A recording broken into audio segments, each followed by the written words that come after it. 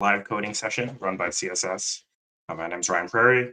I'm head of technology, and today we're going to be working on the CSS Discord bot. So some of you guys may know that we have a Discord server, and the Discord server has a bot that we use for a bunch of things. And right now it's super broken. There's like a bunch of reasons why it's broken. Here's like a little thing that I wrote about it. We're unable to send photos through Whereas. So our current photos are hosted on the current like photo system for that command is hosted on like a website. And the website is managed by us, and it's inside the CSS or the uWindsor internal network. And unfortunately, there's some weird reason where the routing tables in the uWindsor internal network that they can't communicate with our server. So it's basically impossible to get that working. Then Discord is moving to slash commands. They're completely getting rid of the entire system that they currently use, and the new bot system is not currently supported with the library. So our biggest thing is that we want to completely rewrite the bot. So that's what we're working on today. So in the past, our bot had this very simple architecture. So everything was loaded in by main.rb, which is a Ruby file. And then it also uses the configuration file, the config system, which is from here. And then it loads in modules conditionally. And these modules are the actual commands or events that our bot do. So if we see here, we have a bunch of commands and all that stuff. And then it has a bunch of if statements. So this if statement stuff is called featurization. And last summer, it was at my work on the project that we did. And I thought it was a great idea to take it for ourselves. So that's exactly what I did. So what is featurization, you might be saying? So featurization is this idea that you can turn on and off features of a system. And so I thought it was pretty cool because if we ever have any security issues or something isn't working like we want it to, we can just turn it off and then turn it back on later. And so I have to do all of this in JavaScript because that's the library. We chose Discord.js because it is by a wide margin the most used. And it's it's all right. I don't love JavaScript, but here we are. And so I want to copy the general idea of how this project works over to ours. I want featurization. I want a centralized configuration system. I want a nice logging system. And I want to be able to conditionally load in with featurization. So that last part is the most challenging. So let's go over what I've already done. So if you're unfamiliar with JavaScript, or I guess TypeScript is what we're using, then this will be exciting. Yeah, so as the uWindsor CSS comment suggested, that I use Emacs. I do use Emacs. It is very good. It is fast. It is cool. It lets me do whatever I want, including draw and paint. Pico is not better. It's literally been deprecated for 21 years. Okay, let's go over this. So this is the package.json. If you're unfamiliar with JavaScript or website or server-side JavaScript, it runs on this system called Node.js, and Node.js is a JavaScript runtime for the server. And there's a bunch of package managers and a whole bunch of stuff. And all the package managers are bad, except for one, which is Yarn. NPM is awful, really, truly terrible software. And we're not using that because it's bad. And so we're using Yarn because Yarn is really good. And so the package.json just goes over the basic stuff, the name, the version of the software we're working on. Because this is a complete rewrite, it's version 2.0. And then a description, the main file. This is the file that runs, which is right here. I guess I should probably change this to, TS, which is TS TypeScript. And then the scripts that we run. So if we want to start this, we can just run yarn start like that. And then that runs this command, is TypeScript node, which is Node.js, and then this file to start us off. Now let me also change this. So that's exactly where we are. So what license is this under? This is under MIT license because it's easy, it's good. So far we haven't done much, but these are the dependencies of what we have done so far. So we have the types for JS YAML, which is the YAML configure, like the YAML system uh, for the configuration system. So we use YAML because YAML is, I don't know, it's a configuration language. I don't love it that much, but it's a, I don't know, it's all right. And then Pino. Pino is the big one. So Pino is a structured logging system.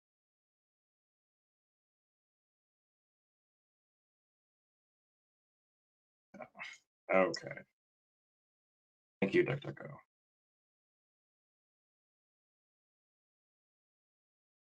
I would assume it would bring up GitHub. Let me try again. That's it. Okay. So what is structured logging? Structured logging is a type of logging system that uses JSON output. I mean, there's like a bunch of them. It was really pioneered with. Oh, I'm listening to music. I'm sorry if you see all the notifications. Um, yeah, so it was pioneered in Golang, I'm pretty sure, giving output as like JSON structures like this. And then from there, you can just, you can pipe it into different systems. So like if you're using like AWS Kinesis, you could pipe it into that. If you're using like Prometheus, you could pipe it into that. All these logging systems are really important because good logs are important. So structured logging is, in my opinion, one of the best ways to do it. But it gives output like this, and that is not fun to read when you need it to look nice.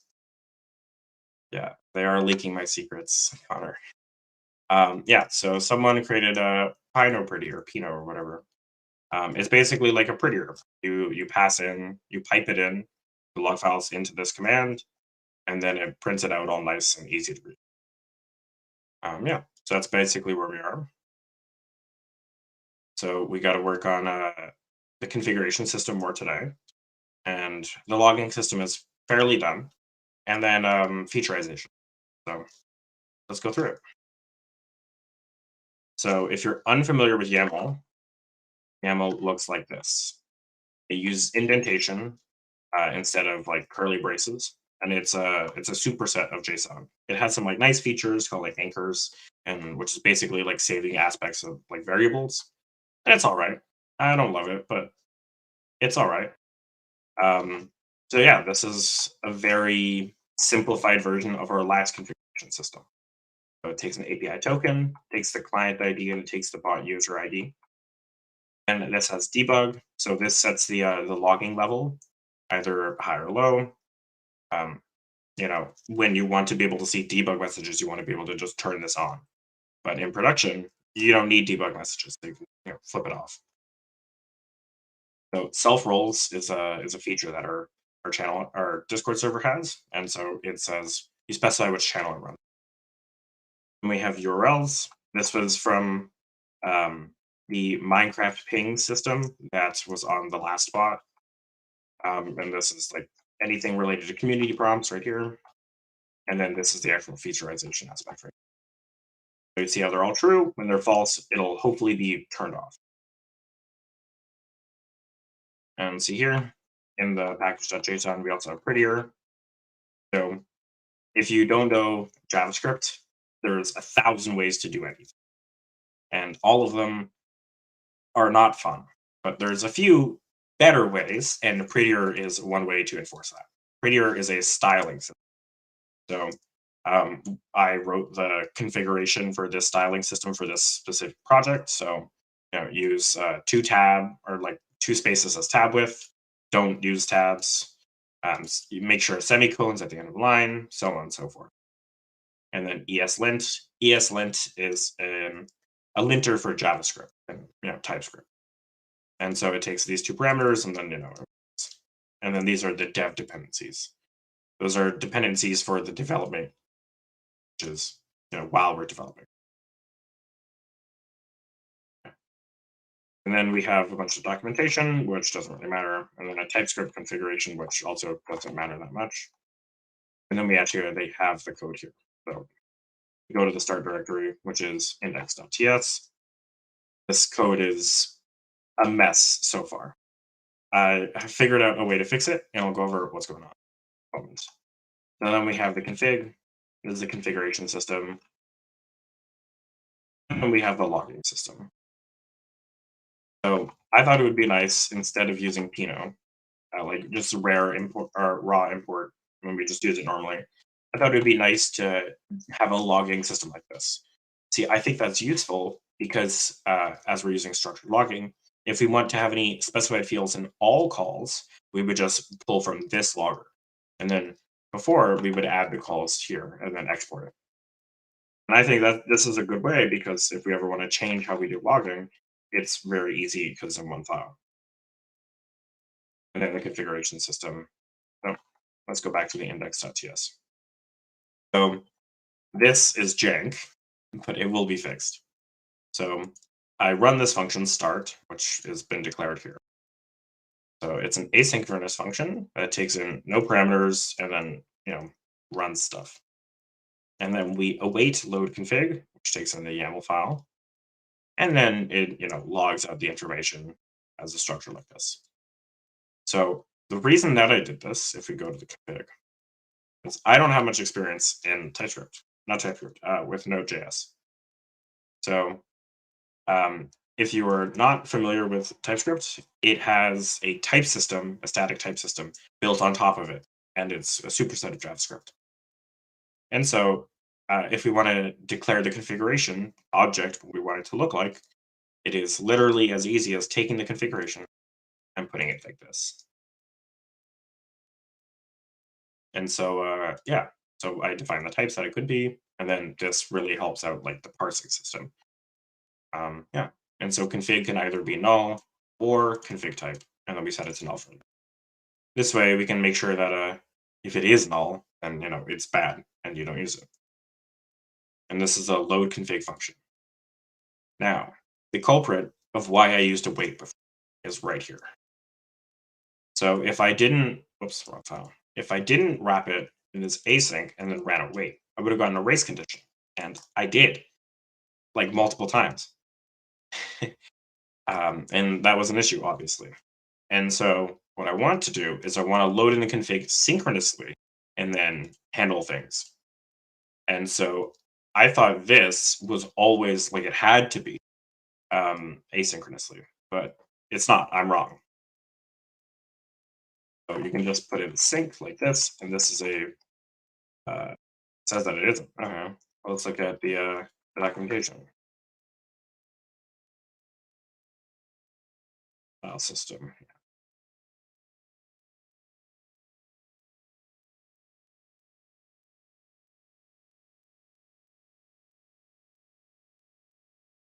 Yeah, right here, fs read sync. Hmm.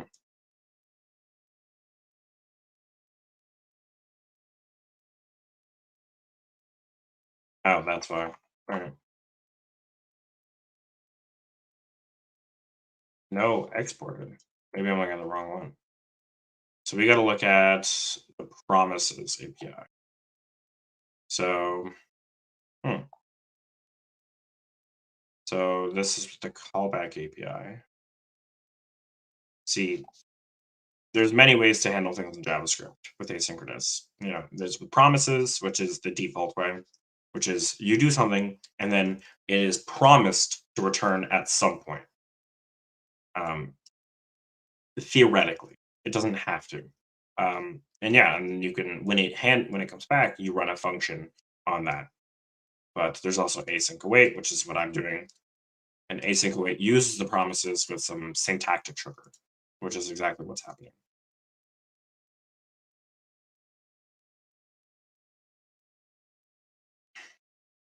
So we have to find this asynchronous function, which is right here. And then it's right here. Yeah, it looks like it is the callback API, which is not what we want. No, there's read file async, but We don't want to use read file async. We want it to be synchronous. Yeah, similar to read file when the path as a directory behavior is platform specific. Okay, I don't know why I read that out loud because it's not important to what we're. I wonder, should I just not use the promises? And then I can get rid of async. Or wait. And let's run it. I mean, we got to change that. So now that load config isn't asynchronous, which we should probably return with this. Now that's not asynchronous, we can run it synchronously. And then, yeah, we can just, all right, now let's run it. So,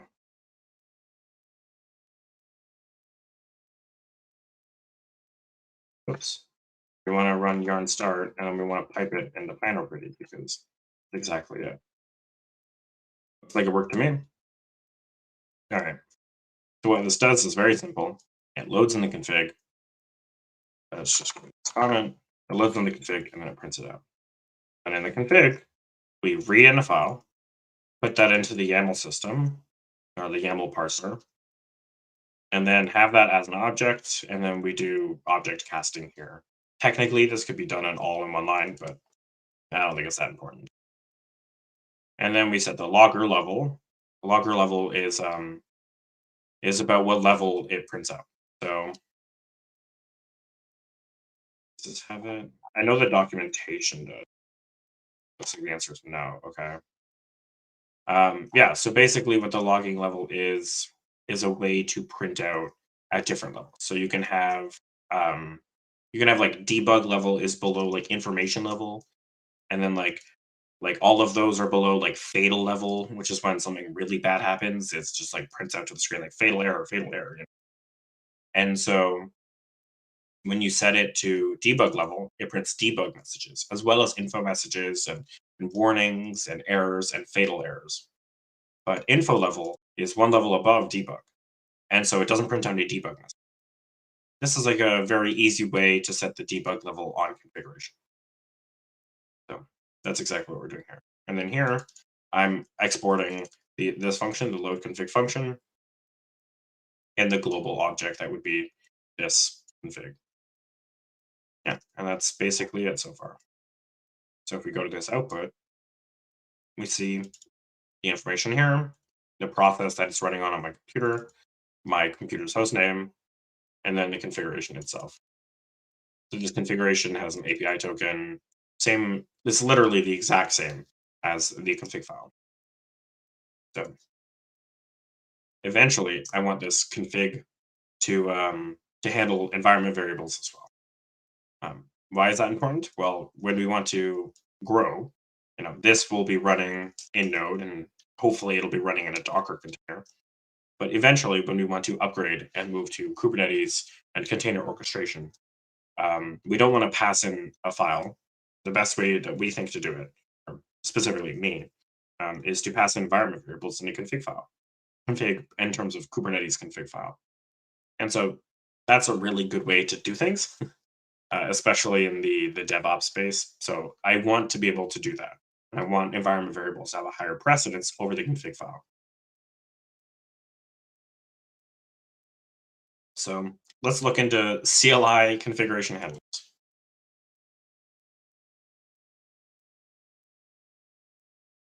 So I know there's a very good one in Golang, but we're not using Golang. So huh. This is a blog article by Twilio. Input prompts.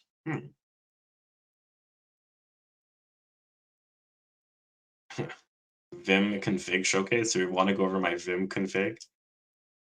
I mean, I'll do it if enough people want me to. All right. Friendly interactive prompts. So I have never done this. Just Emacs. I mean, I can show both. It's all on my GitHub, which is very easy. Yeah, so this is my GitHub, and these are my dot files. These are all the files that are on my configuration. I'm missing a few, and I have very jank documentation about why I use things, and it's mostly there for myself. Um, yeah, what did I include? I included fonts. Oh, I'm using a tool called Chez Moi. It is really good. Yeah, so if I like use like Chez Moi, like pop up all this stuff. So this handles all my configurations. So how I do this is I add a file or directory, and then it adds it to its internal registry, and then I write changes to the registry, and then I apply those changes. And on like applying, it pushes those changes to my actual file system. So it's really nice if I ever want to make a change because I can test the change out before and then revert it and all that stuff. And it has like really nice Git bindings and it's overall pretty great. So yeah, it also can handle all of this stuff. Oh, I mean, you could use git clone, but the best part about Chez Moi is it has an init function. We just pass in the thing, yeah, the git URL like this, and then once it just does that, it'll just automatically set up everything for you. And then yeah, overall it's pretty nice. Has some mediocre documentation. Yeah, but this stuff is it's not the most fancy. I have like some fonts that I like: Pira Code, Ubuntu Mono, the Twitter emojis. I like those fonts, and I've configured like a bunch of my stuff to use them. And this is my Emacs config. It's set up into four major files: the init file, the packages file, and the config file, and then the custom file. This is just a standard pattern for Doom Emacs, which is the type of Emacs that I use. So init has like all the things that I want to initialize. Editors, like if I want like terminal, I use vterm. Syntax highlighting, there's also spelling and grammar. Like tools, like I use the Docker tool, and then Magit, that one's really good. Magit is the Git system, so if I hit like hit space GG, it pulls up like the files that have been changed, and I can like use this or like look at the differences, and I can stage them, and then I can hit CC to commit, and then I can type out my commit message. But I'm not going to do that.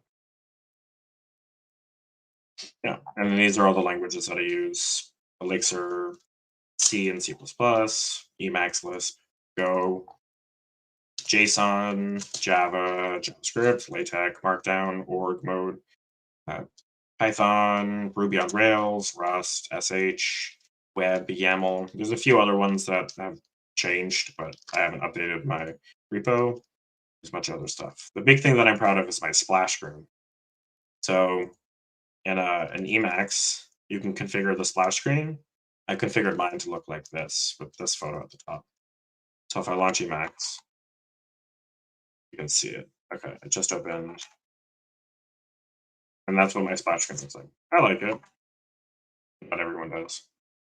Yeah, I don't know what else. In .config, I have my Vim stuff. So I've been using Vim for, I must have been like 15 or 16 when I started using Vim. Yeah, but eventually I switched over to NeoVim because it's better in every way. Um, who doesn't like my splash screen? Some like Linux purists really don't like my splash screen. Linux purists like they're like, oh, it should all be done in the terminal. And like I like doing stuff in the terminal, but it's a little much sometimes, especially for Emacs. Yeah, so I switched over to NeoVim because it's faster and it does things a lot better. But NeoVim still has one issue, which is language server protocol support. So LSPs are like is a thing from VS Code that has been adapted to the entire community, like entire text editor community. Basically, it's like completion, and sometimes you can like hook in linters into it and like a bunch of other stuff for languages. Um, Go's, for example, uses Go format, which is a formatting tool which auto formats your code. It's a big deal. Um, yeah, and so for NeoVim, they had one called COC, which is uh, Champion of Completion. I'm pretty sure that's what it stands for. And it's all right. It's all right software, but it has a lot of weird bugs, and the developers on the GitHub are always like, can't reproduce, won't fix.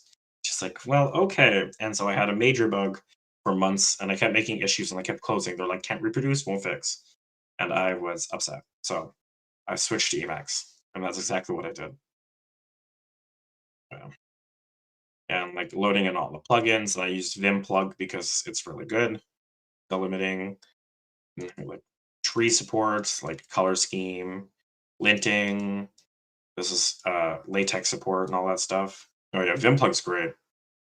I have a lot of like weird things in my JS comment head highlighting because even though JSON doesn't technically support comments, sometimes it does, and it doesn't differentiate when it does.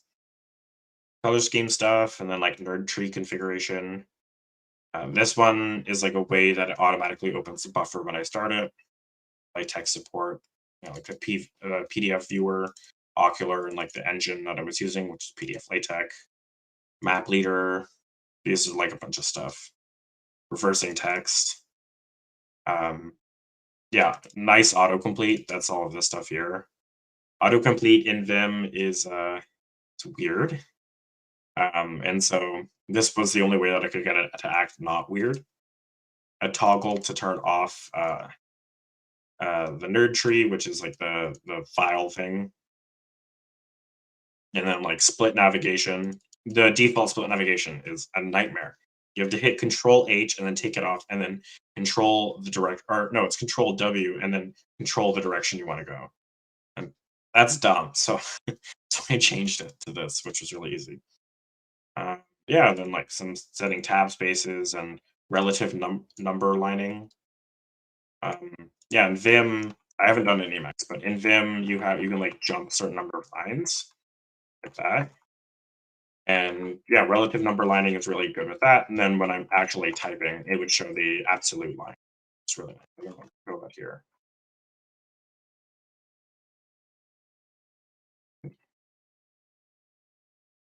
Yeah, see here on the right, relative numbers. And then when I'm in edit mode, it shows me the actual. It's really cool. Yeah, I mean, that's basically my Vim config. I have a few other things, but they're all kind of meh. Yeah, I don't know. There's a lot more to it. There's a lot more. But yeah, that's the basic gist. So let's get back to looking for configurations. So is this what I want it to look like? I don't think so.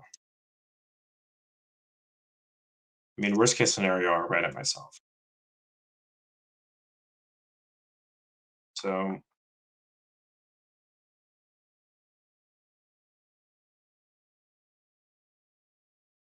I wonder. Um, yeah, so the config has to be able to take in environment variables with higher precedence over the actual config, which is perfectly fine. I mean, worst case scenario, you can manually do it, which is doable, but would suck. It would look something like a, I think it's like env process or something. Uh, code. Yes.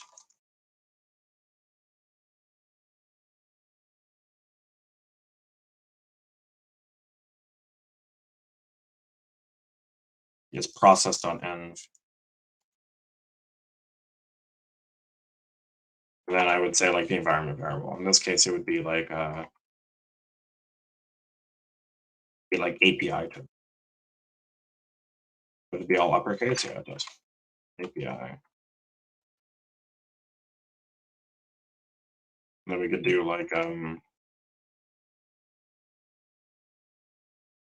we would do something like config API token equals, and then we could do like or config API token like this.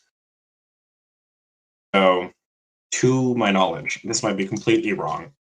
But I might be completely misremembering JavaScript, but you can, if this is null, then it chooses this option.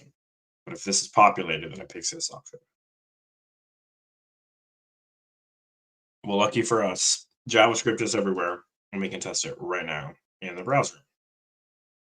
So it's probably like super tiny. Okay, that's better.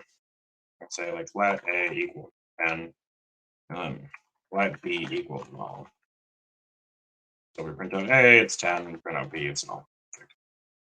I'm going to say let C equal B or A.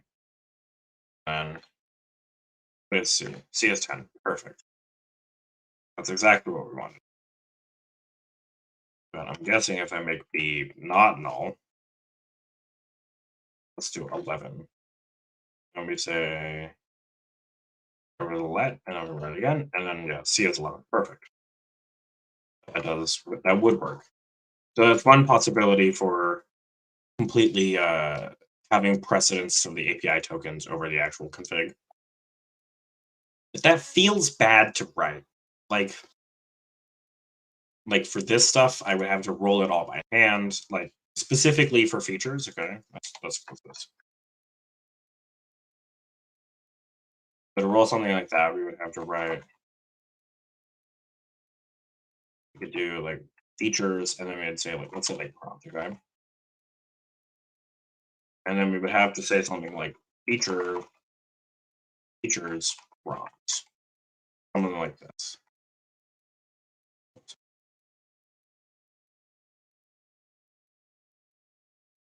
So this would be the line. Am I getting a weird error? String or Boolean, not assignable to type Boolean. Okay. String or Boolean. What? I guess this would be a Boolean. So let's wrap it. I'm gonna say like as Boolean. All right. This is converter, string or undefined to type Boolean. May mistake because neither type sufficiently overlaps with the other. Okay. Convert to unknown first. Uh, unknown as Boolean. Does this work? It does work. Wow, that feels bad. Um, so basically, what this is saying is this type here, this feature prompt, will either be a string because it's an environment variable and they're all strings, or it's undefined. Undefined as in the JavaScript undefined type. You can see the type at the bottom left of my of Emacs. It says the type that it interprets as, and then we have to cast it to a different type. In this case, it's unknown. And then after it's unknown, we have to cast it to Boolean, just so it matches this type. And that is certainly doable, but it feels bad to write. And it feels bad to write it like a dozen times. Yeah, because we have to roll this part out by hand. I'm sure there is some like weird JavaScript way where I can do it procedurally, but that sounds like an awful time. So let's move on because I don't want to think about that. Let's think about how we want to pull in config files, okay? Or not config files, modules. So currently we have this directory called commands. I don't like the name, but I was copying it from a tutorial. So if we go back to the original CSS user bot, you'll see we have this modules folder. So this modules is much more than just the individual commands. It's also the events that happen. For example, it's a good self roles. Self roles. This is an event module. So some of these are commands like equation. Actually, equation is a bad example because it's really complicated. Prompt is fairly simple. This one's fairly simple. So this is the command for the mods, the moderators. So we fill out this, we put this prompt, that's like tilde prompt as in the word, and then it sends the bot, it sends the message in the community prompts channel, whatever prompt we have it defined in the config. And then yeah, that's basically it. Try if there's an error, like poop pants, throw out the error. Yeah, that's fairly simple. That's like that's a command module. So self roles is an event module. So an event is something that happens, whereas like a command is prompted by the user who sends it a command. So yeah, those are two different types of things they can have. So currently I have them all commingling in one thing. And that might be what we're doing for this, which is honestly probably the best idea. So my idea for how to pull in these files is I have this loop. Let me just uncomment this.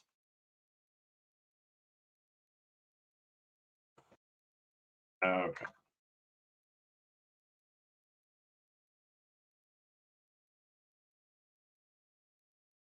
All right. Yeah. Yeah. So we read in here. This is like a half-baked idea. So let's see the command file. So it reads in from /commands using fs, and then it filters out if the file doesn't end with .ts, then it won't run it. And then we loop over all of them doing something. At least that's the kind of idea. So if we change this to modules like this, perfect. Now change it to module file. And modules like this. And then we can do it like this. All right. Did you mean module? Yes, I did. All right. I guess I didn't import fs. All right. Yeah. So if I run this, I can just do like, I don't know. How do they do that in the tutorial?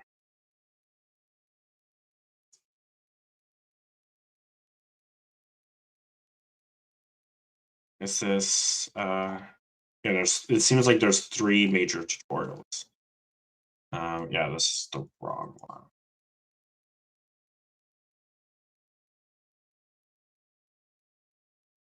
Yeah, the 3 major tutorials are the very basics, um, less basics, and more advanced. And they have like a few other big tutorials. All right, this is exactly what we're looking for. Okay. So required. So in JavaScript and TypeScript, and there's import and there's require. Require is the old way. It didn't used to be supported, but now it is by Node.js. Um, and require is bad, janky. It's okay. Maybe I'm just being overly critical, but it's overall pretty fine. It's just like a way of pulling in files and linking together. But I prefer import because it gives me more fine-grained control. With require, you have to save to a file, and then you can do stuff with that file. But with import, you don't.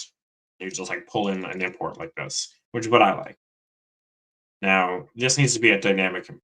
So we go to MDN. MDN, if you don't know, is the Mozilla Developer Network, and it is really top tier. It's way better than W3 Schools. W3 Schools is actually trash, and MDN, Mozilla Developer Network, the devs from Mozilla actually help write the spec for whatever, it's all web technologies. And so MDN is the go-to resource if you want to be good at your job. Bro, I don't know how to change the theme. Don't come at me like that. Anyway, so MDN has a way here to do dynamic imports and then save it to a file, which is fine. That's exactly what we want to do. So if we go back to this thing here, so it pulls it in, and then pulls in the data, and then the date, and then the data and the name, and the actual command itself. I want to do something like this, just with import. It would look something like let's module equal something like this. I don't know about the actual syntax, but now they're using const. So we could use const. If you're unfamiliar with let, const, and var, there are the 3 JavaScript variable declaration, whatever it's called, keywords. We can open this, yeah. So now we have another terminal. So var is the old one. Var, you can do whatever you want with var. JavaScript doesn't care. You could be like a equals blah, blah, blah, and JavaScript will be like perfect, we love it. Um, var is allowing hoisting, which is a dumb feature that JavaScript has, which is very complicated, but just know that it's bad. So let is the other major keyword. It prevents hoisting, and if used well and with something called strict mode, you can actually have very nice code. So let is what you think about as basically when you think about normal variable declarations, like just like Python or Java or wherever, you know. And the last one is const. Now, const is not actually what its name is, which is constant. So it's not a constant definer. It is more complicated. Whereas a constant definer means it's completely immutable. For example, let's take like Java. Okay, Java has final. Final, when you pass an object to final. Actually, this might be a bad example because this might be completely be wrong. Um, let's take a different language like Rust. Okay, with Rust, you have like a non-mutable word. I guess you all variables in Rust are non-mutable by default, so you can't change them. When you pass it in as non-mutable, it's done. You cannot change it. But with const, you can change it. You just can't change the actual variable name itself. So I can say like b, and then I can make it 12. Okay. In this case, I can't reassign b to like 13. Can't do that. And like, yeah, exactly. Const invalid assignment. But if b, or let's say c is a new one, and it's an empty object. Okay. So, so if we type in c, it'll be empty object. Perfect. That's exactly what. So we can say like c dot whatever, and then we can make it equal whatever we want. And JavaScript will just be like, okay, perfect, yeah. So even though C is a constant, we can still reassign variables. And that's yeah. So const is really useful if you were not redefining the entire major structure. Yeah. So let's go back to the documentation and what we want to do. So reading in command files. So this assumes you already have like an initial setup, which I do not. So I guess we should probably write the config system first. I guess let's make a file. We can do like prompt. Prompt is easy, so we prompt that's yes. I misspelled that.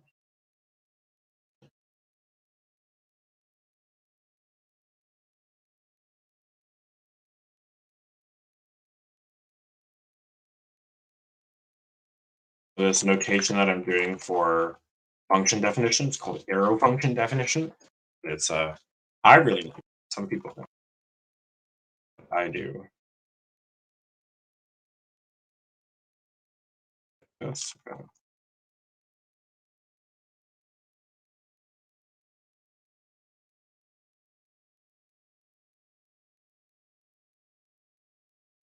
Perfect. Semicolon at one. And then in here we can say like info. We can do like hello from and then perfect. Yeah, this will work. So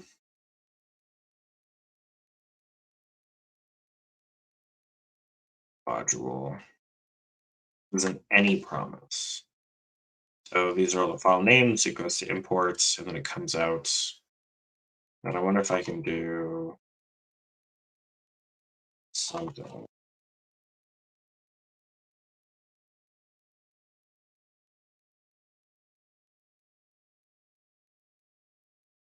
Okay, that didn't work at all.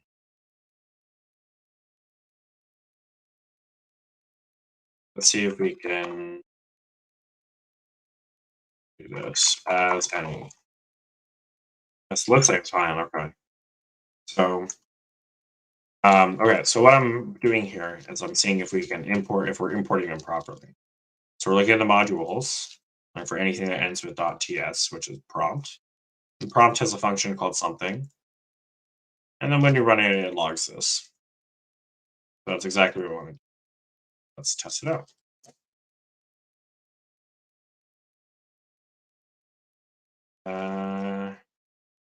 No such file or directory. Ah, That's really weird.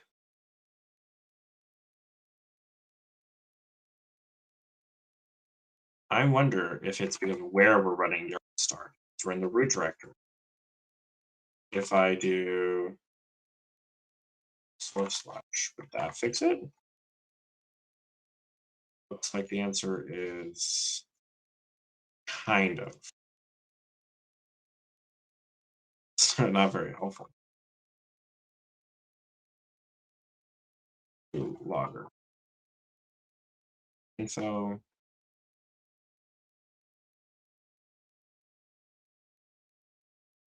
instead of running the function, I just want to print out the actual object. Because sometimes this is nice. Do not find module prompt ts. Huh.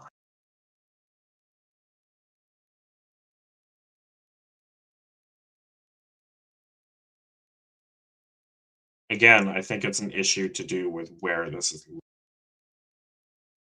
So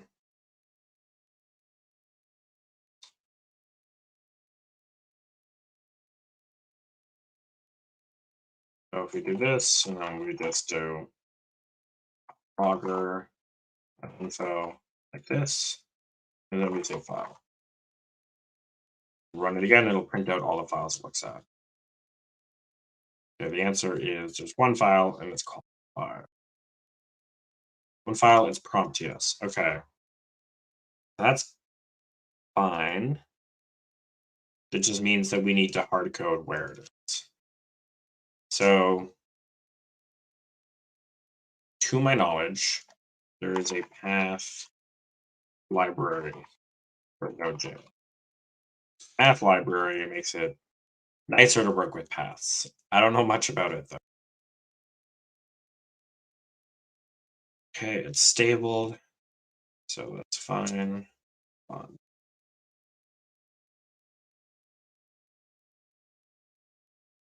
Delimit, no. Or name, no. Ah, yes, just use the JavaScript standard library. Oh, wait, it doesn't exist. Thank you, JavaScript. Yeah. I don't know. There's this big debate about like standard libraries and languages and stuff like that. Some of them have no standard library, like JavaScript, or minimal standard library, like Rust. And then some languages go all out, like Go, and Go has an exceptional standard library. I bet I could do this.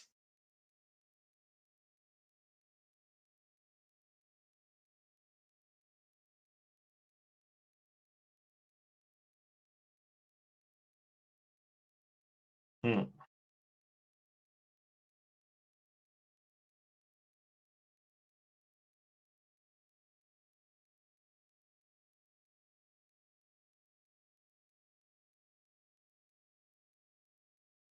Root will be used if dir is not specified. Okay, so we can do this.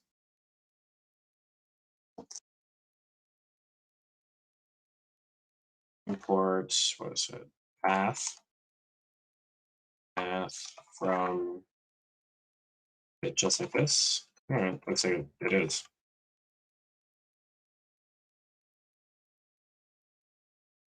Path that format. So path that format. This objects. The object has name. This is so weird. Okay.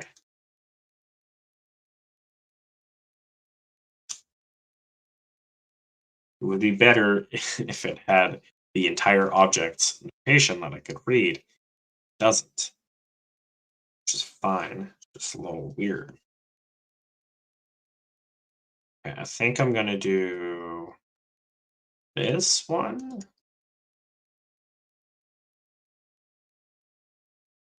I think so. I'm not sure. I could put root, and then I could say, hmm, because it doesn't need to be a complete direct like path, so it doesn't matter. Could do base, and then we could do.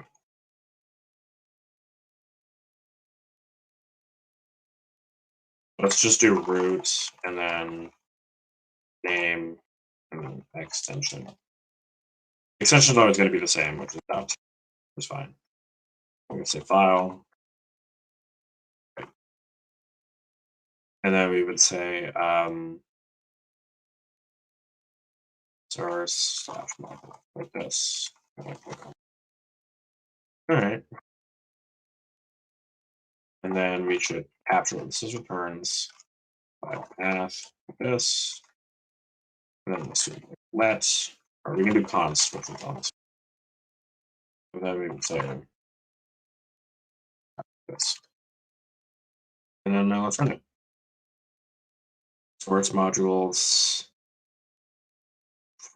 Okay. So I didn't format properly. And then let's go with this again. Enemy.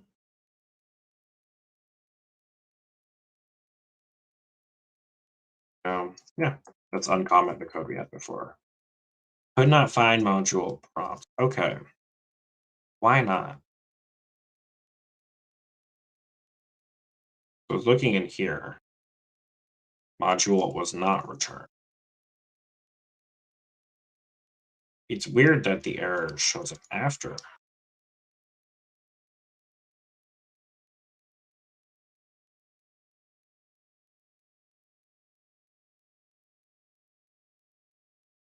Misspelling modules? No, it's spelled fine.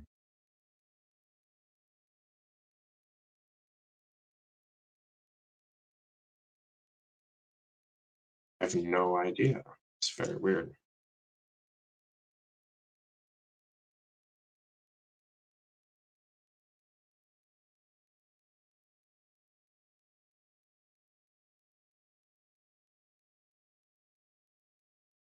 Hmm. So for whatever reason, it cannot find the file. I'm unsure of why, which is okay.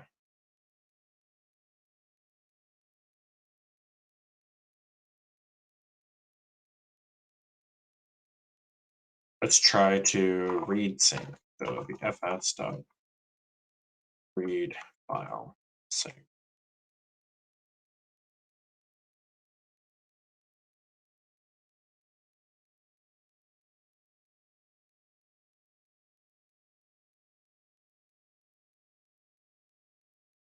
And then we would do file. Let's say file.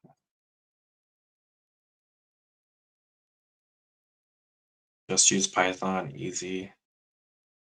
No, I'm not going to do that.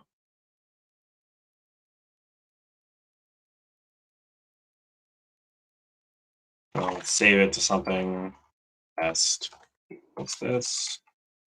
Right, there we are. And then couldn't open this. Why not?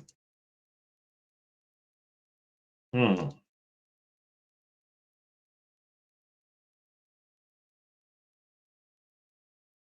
Let's try this again. What? Okay, it printed something out. I wouldn't be surprised it's a buffer type data as bytes. Okay, that's weird. I would have assumed this would print out as a string. Read sync returns takes options, which is an optional object. Encoding. Yeah, I am reading it in, but I don't think it's reading it in with nice. It doesn't matter, whatever. That's right, it is progress. So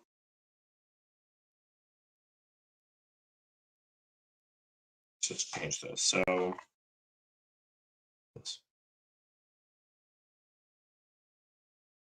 So I'm thinking that it is looking in the relative direction like normal import does. So let's try this. This might work. And same error. Huh. That's really weird. And a find module prompt TS. I wish there was a nice way to see where it was running. There's no nice way to.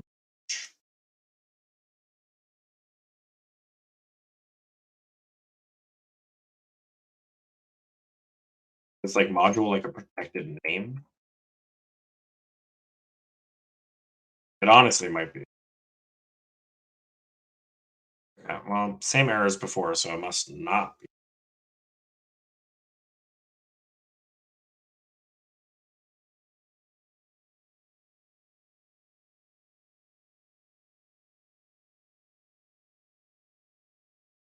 Hmm.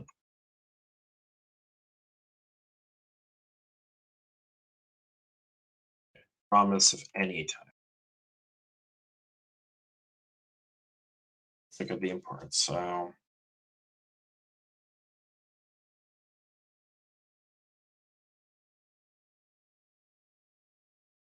I changed the song that I listened to.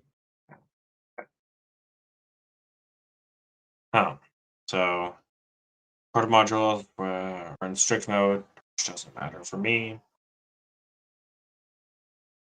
Function like dynamic import does not require scripts of type tool. Huh.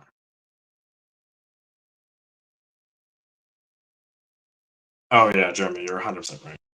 It's a headache now, but it'll be so nice when it just fucking. Oh damn, I'm not supposed to swear. It'll be so nice when it just works. Just plug it in, and it's great. Um, yeah, but that's okay because I'm fine with going through the headache. Oh, I can swear? Damn, did not know. I just thought I wasn't allowed. Um, yeah, hopefully it works. I actually think I realized the issue. Um, Modules, you don't give the ending. Uh-huh. So I guess I could do like dot trim to trim the past things, but I don't think I should. Um, Remove extension. Uh, I feel like if I just like type that in, I'll get like some library that does things really weird. So can path remove extension? Let's find out. Is absolute normalize. I mean, I could just slice off the last three. That's what I was thinking. But if I ever change to like, I don't know, if I change something, I don't want it to be weird, you know? I'd rather something that's much more robust and library based. Parse POSIX relative to solve separate. And this looks like it does. I could use regex. That's very true. But is regex better than the other one? I don't know. Base name. Does this get me what I want? Okay, yeah, this absolutely does. Okay.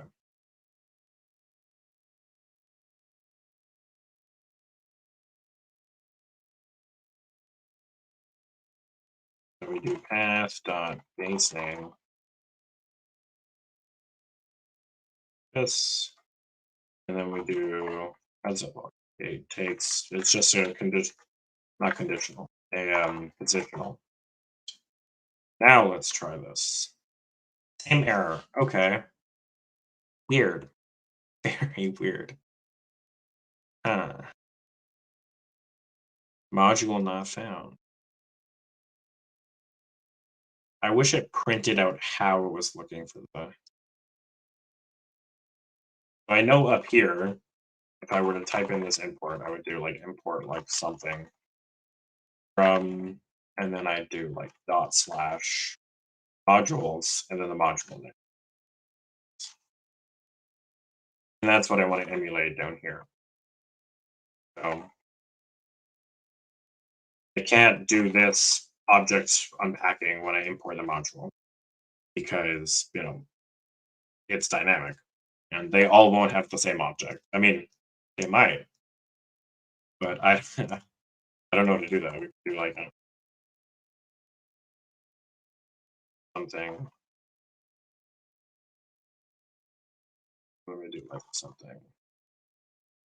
this. I guess technically you could do this. I don't even know if that's a good idea.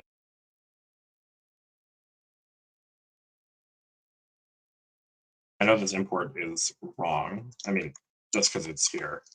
Other than that, it's right. If I wait here, it's stuff.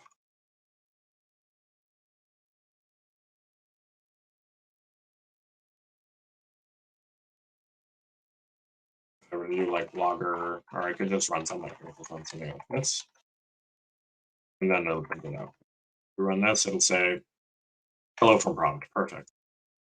That's fine, but this is not dynamic. Mhm.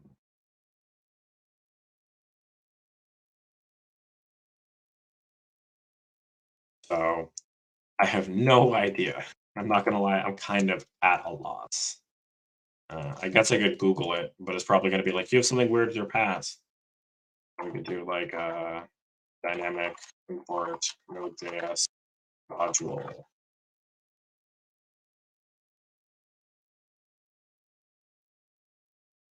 with Webpack.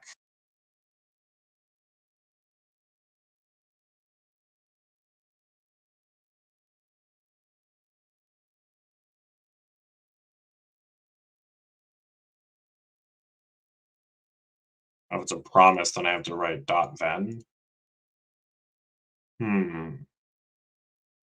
Is require Node.js. Does require return a promise. The issue is I want these to be synchronous. So having it have promises, which is asynchronous code, promise. Looks like the answer is no.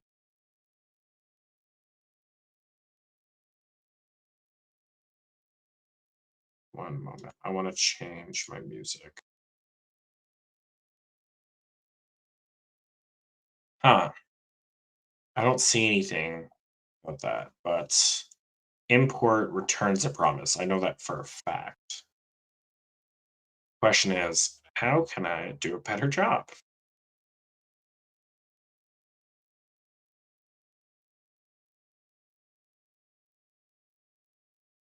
This is basically what they're doing. They're running an async function inside of it.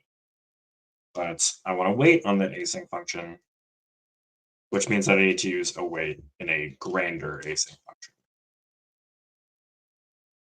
function. Which means that we would have to pull the entire thing. Let me just read this. So the standard import syntax is static, clause resulting code being imported at load time. In a situation where you wish to load modules unconditionally or on demand, you can use dynamic import instead. The following are some reasons you might need to. I already know that I need to use that necessary. The static form is preferable for loading initial dependencies and can benefit more from readily from static analysis tools and tree shaking. Well, so basically what it's saying is if you do these things, it'll, the tools are made to do it really well with static imports, not so much with dynamic imports. Tree shaking is a process of kicking out quote unquote branches, like dependency stuff, and combining them together to have the smallest code possible for like a minimizing effort. Personally, I don't think minimizing is that important for our purposes. Obviously, on like front end where you want it to be as small as possible, it does matter. But it doesn't matter for this because the biggest things about our code is going to be node modules, which is already tree shaken. So I'm fine with having our code, kind of chunky. It's perfectly fine by me. This form also supports the wait keyword. Hmm.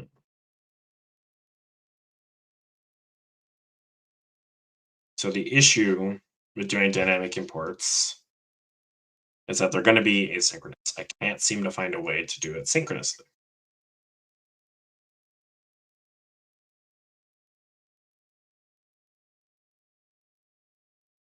I mean, it doesn't matter because it didn't even find the code. Um, synchronous import. I guess technically I could do it uh, with callbacks, but it's no fun. Okay, basically what it says right here. Until there is some synchronous import or a top level await, this cannot be done. Well, that's exactly it. We're not using Babel, so that doesn't apply to us.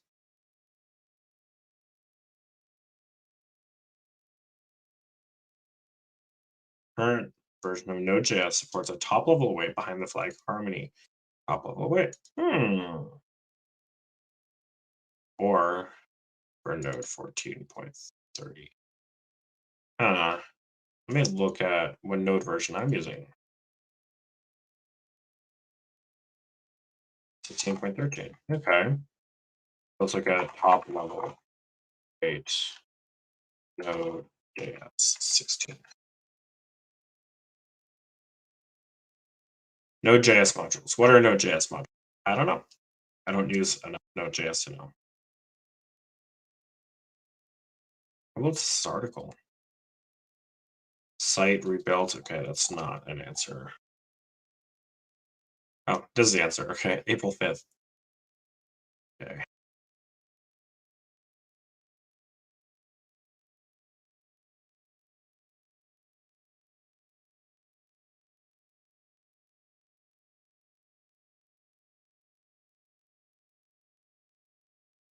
Hmm.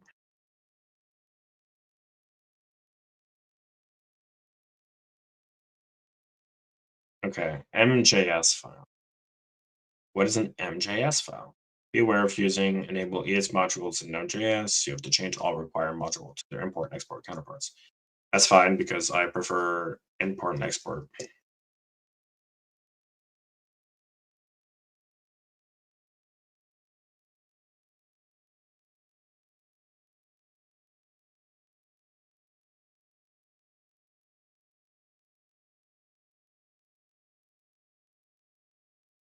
Okay, this does not explain much.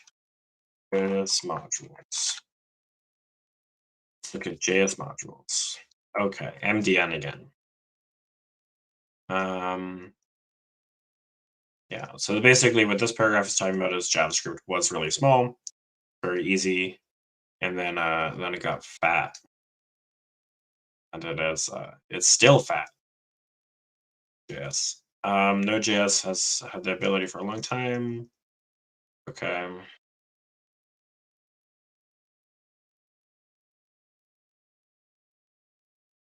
All modern browsers. I don't care about it. Okay.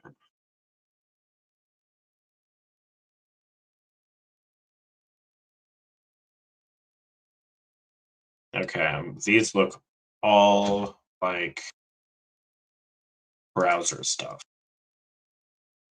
And package.json type module. This looks a lot like browser stuff.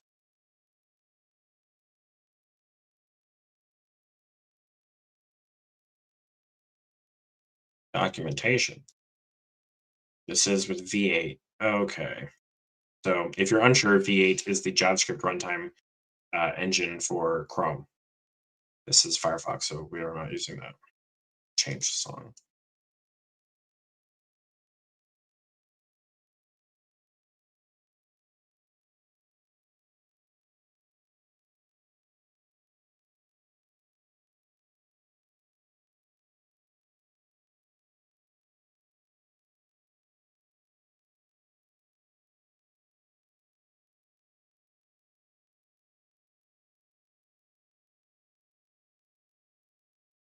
Applying the module to your HTML. That doesn't apply to me at all.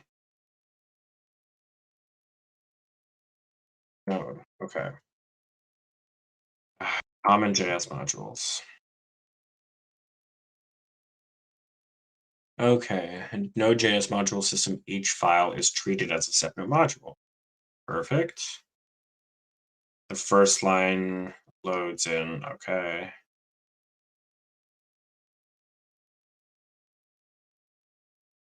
Oh, okay. Okay, so this is talking about ECMAScript modules, which is fine.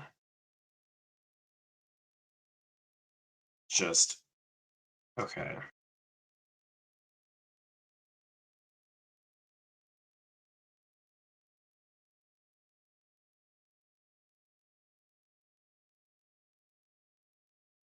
Loading modules from node folder. That doesn't matter.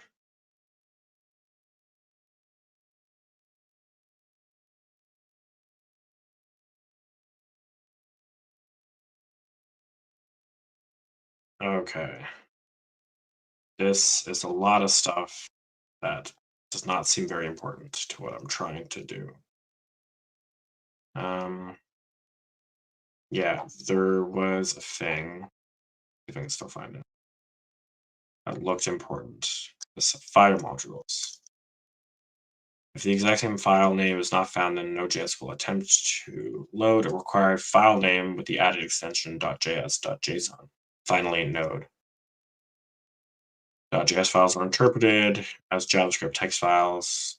JSON text files. Node is a compiled add-on modules. Okay, this at the beginning is a required file path or an absolute file path. Okay. / is relative file path, which is relative. Okay.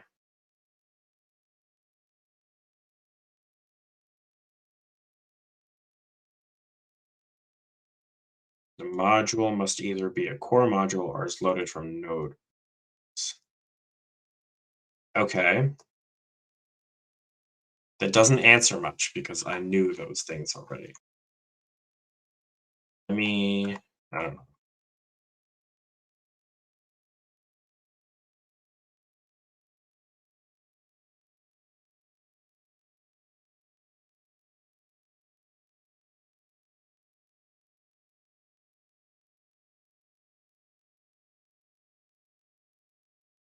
Let's try running this again.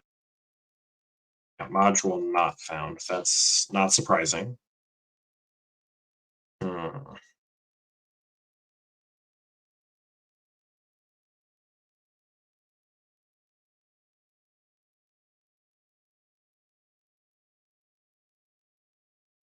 Okay. So source map support. Okay, that's not clearing anything up. Okay. Hmm. I wish there was better documentation. I think it's relative, but it must not be. Instead of doing all of this,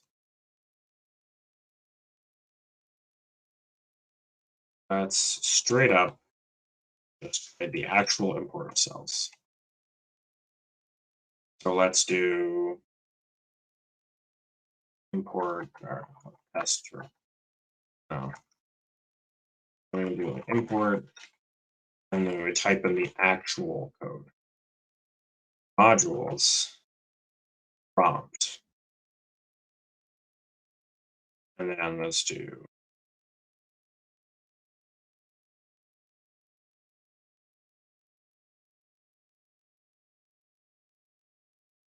looks like that worked. Actually, no, it didn't. Because right there. The import was found.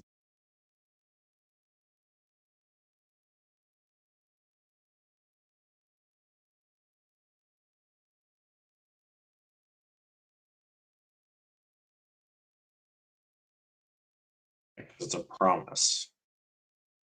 I do like that, and we could just this, and then we can do like we'll do like a, really a dot something. Yes. And then let's run this. From prompt. Okay, that did work, but it again race condition. So this is really weird. I'm not gonna lie. I'm gonna be right back. I have to go to the bathroom. I have to get some water. I'll be right back.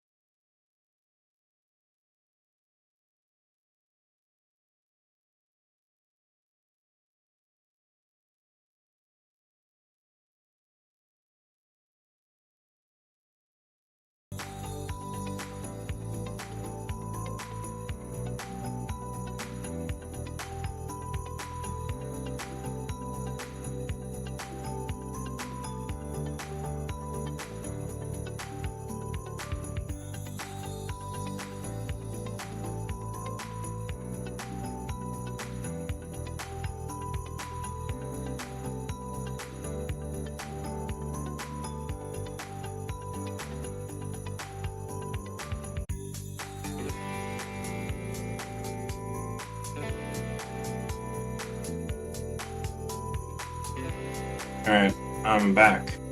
Hello, hello. How's everyone doing in the few minutes I was gone? I'm chilling. Yeah, I'm back. I got some more water and we're all chilling. Okay, so even though this is a dynamic import, it works for sure. And that tells us something. That tells us that this sucks. Um, that's a bad joke. Yeah, so my idea is to wrap this entire thing in a giant async and then run it.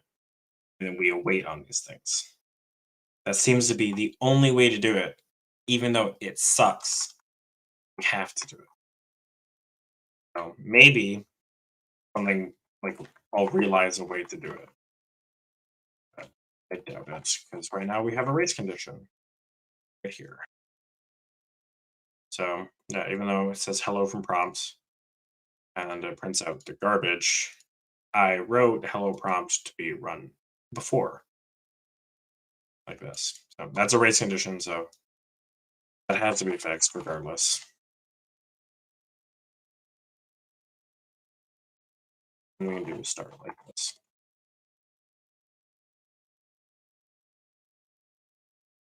And this kind of sucks, but we have to do it regardless. So we could do um,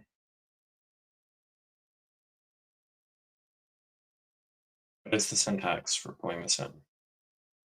MDN said await syntax, so await import. Okay, that's exactly what it is.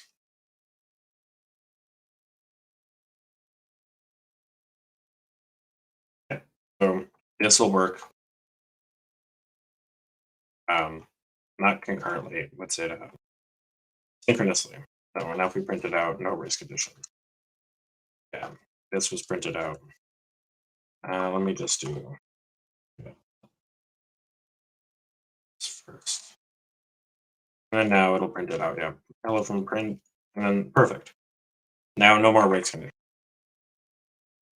This sucks. So now let's try to work on dynamic import.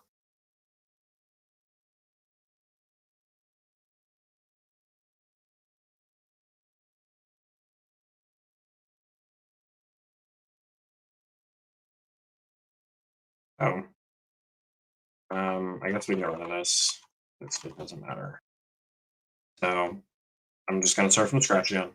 I'm going to print out the file path, which is from here. Run this file path dot slash source modules prompts TS.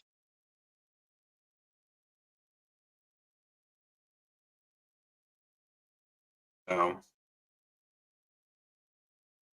what if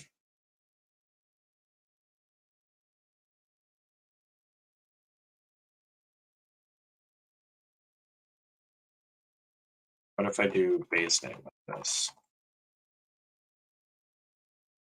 Student logger info this. This might highlight the issue. That's exactly it. Okay. So base name just gives the single file, which is an issue. So to fix this, I think I'm just gonna slice and still use the file path, just not use the last few. So that's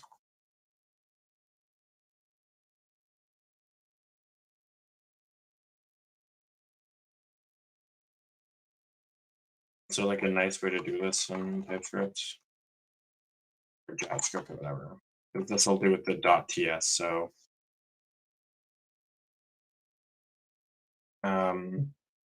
I'm going to do string slicing. String slicing JavaScript.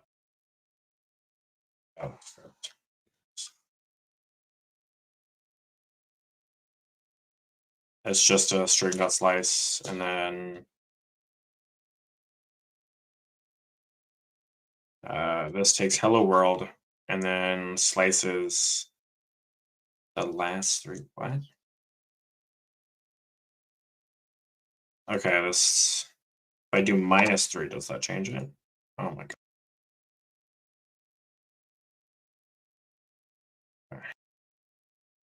It looks like it does. I'm lazy, bruh. W3 school sucks, but it's the first result. See, MDN would say if you use minuses, it would do it. Okay, so this gets rid of just this, so. How does this work? It slices at, and then it returns the other one? Okay, second result. Okay. So this prints from -5 to negative. Okay, I want to print all of it except the last few lines. Extraction section returns a new string without modifying the original. Okay. So this had the 31st character, which must be this character. Then it returns the later part. Is there a way to do beginning part?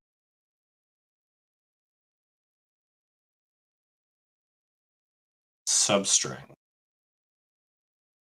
This might be it.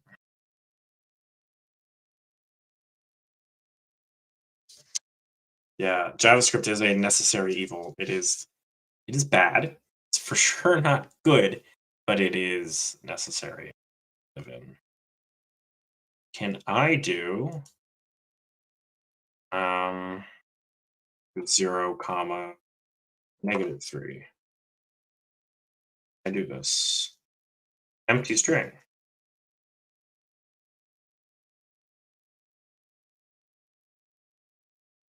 Hmm. Can I do that with this? Can I pass in 0 and then do a negative number? Looks like the answer is yes. All right, well, time to do that. So, as it goes, just string file path slice from 0 to -3.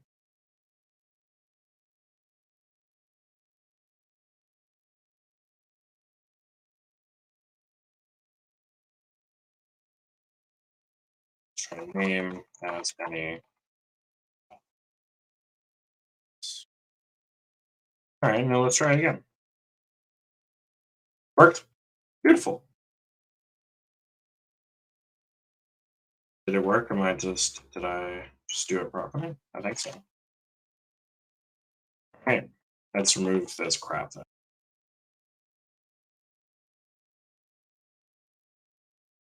If this works, that means that we got dynamic imports. So let's comment it just a bit. Uh, config, so get all the mods. Enumerate through the module files. And load that in. All right. So now that that works, this, and then we can. Actually, I'll leave this one.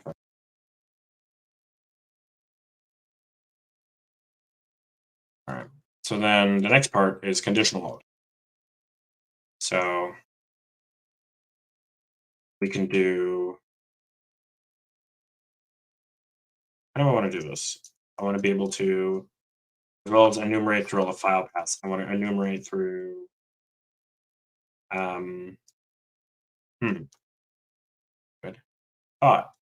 So we look here. We have features, and then we have these. So we can do it. So this is an object, but we can go through it if we. Let me just open a JavaScript terminal. Okay, I'm done. So we could do. Let's say we have like an object like B3 and then like C Okay. Now when I type in A, we get all this stuff. Okay. So if we want to go through all of it, we would do, let's say, keys like this. Uh, guess my syntax is wrong. JS enumerate root keys. All right.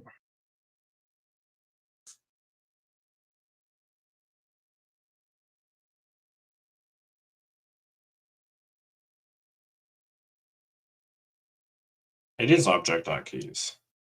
Oh, I'm using the object type.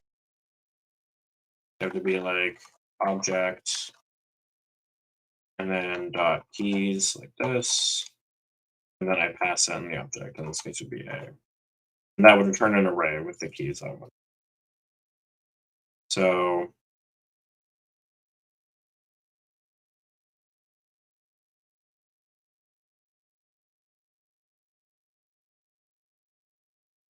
I'm gonna try something. So I want to get the 0th element. And then I want to do A dot. That's not gonna work. Okay. So I want to dynamically go through this as well as um, go through the actual files. So prompt, my idea is that prompt, like the file name would be the exact same as its key name. So prompt here, is true. And then we also have a prompt file, the exact same key. So jail would have jail.ts, train.ts, and purge.ts, so on and so forth. That's my idea. But to do this well is maybe not something that I know so well. Hmm. I was thinking that maybe we could do like for const in the difference between for in and for out. For get.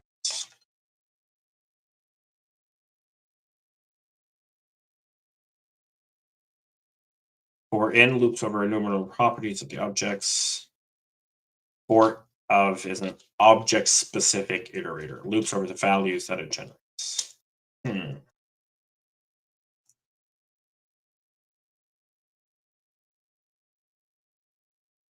Hmm.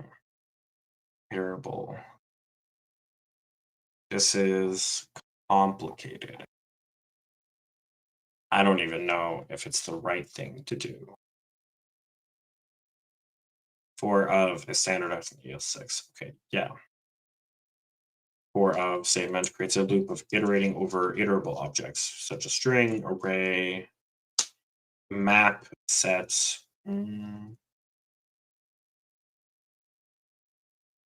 It changes to an object. Then I would say B, T, and then close off like this. Does this still work? Array one is not iterable.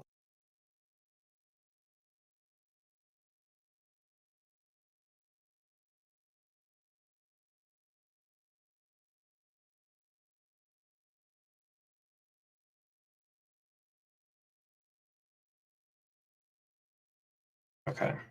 So variable and iterable is all it takes. Then what's the difference? For of versus for in. Maybe I'm wrong. You can use for in loops as shown by others, whoever make sure that it's an actual property. It doesn't count.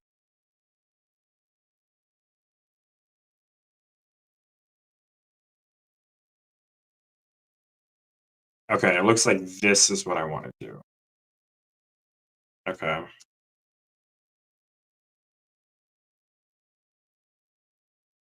And then I want to do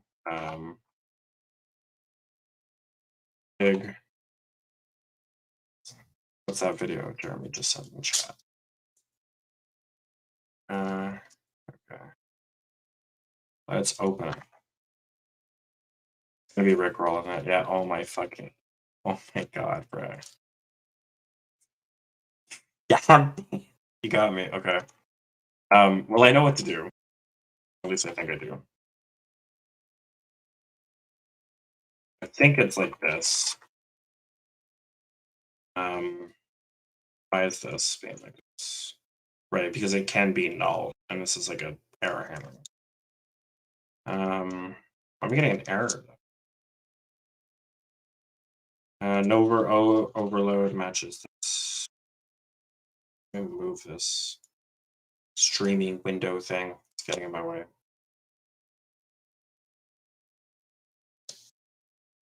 Okay. There we go. No overload matches this call. Overload one takes a string. What?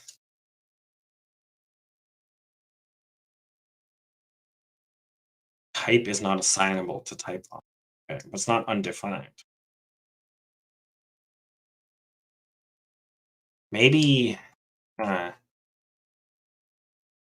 don't I'm not gonna worry about it. Um I am just gonna this.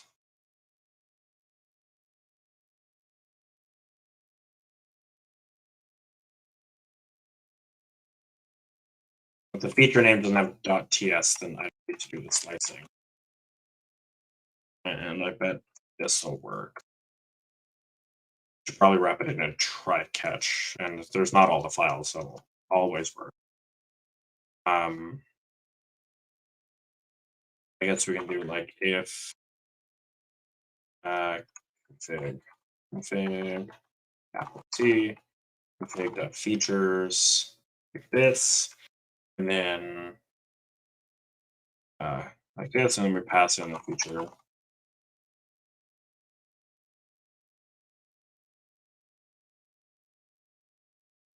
Then we do like name something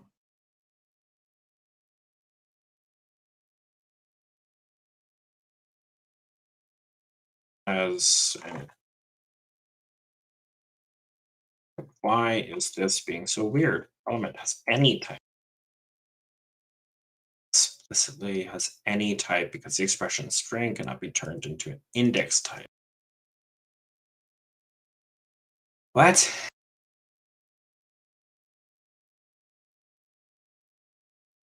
I'm gonna just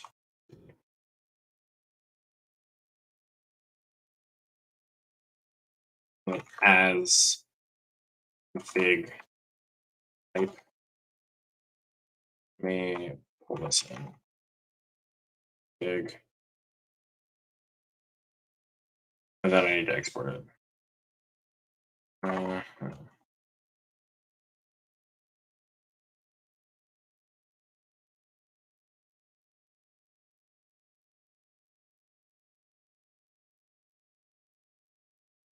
config declares config type locally. What? Error messages can be so weird.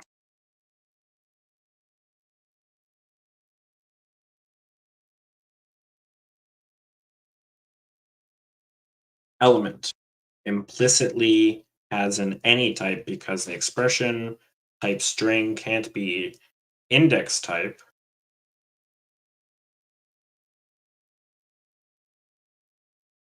What? Does anyone know what this says?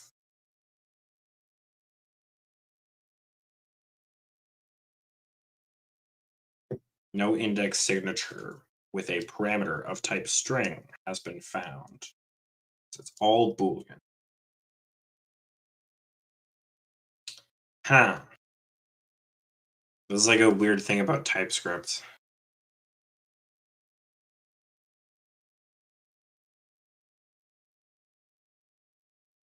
Maybe if I do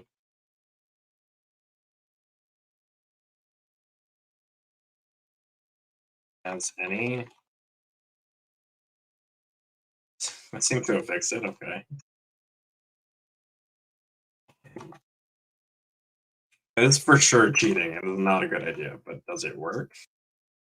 Uh, it had a bad time, but cannot find module here. Makes a lot of sense. Um, oh, right. That's on me because they're all enabled. It's all gonna, let's go to the config and then let's disable them all. false. Just real quick.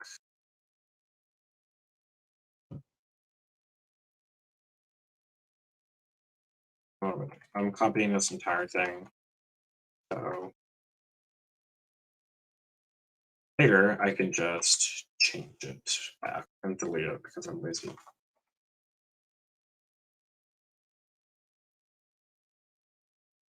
All right, now let's try it again. This worked. Perfect.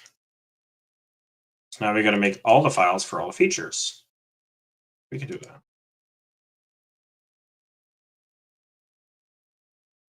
So here.ts, and then purge station.ts. And then we can do where is.ts. And then we can do self roles.ts, prompt.ts, and then say.ts, so on and so forth. I don't need to say them all.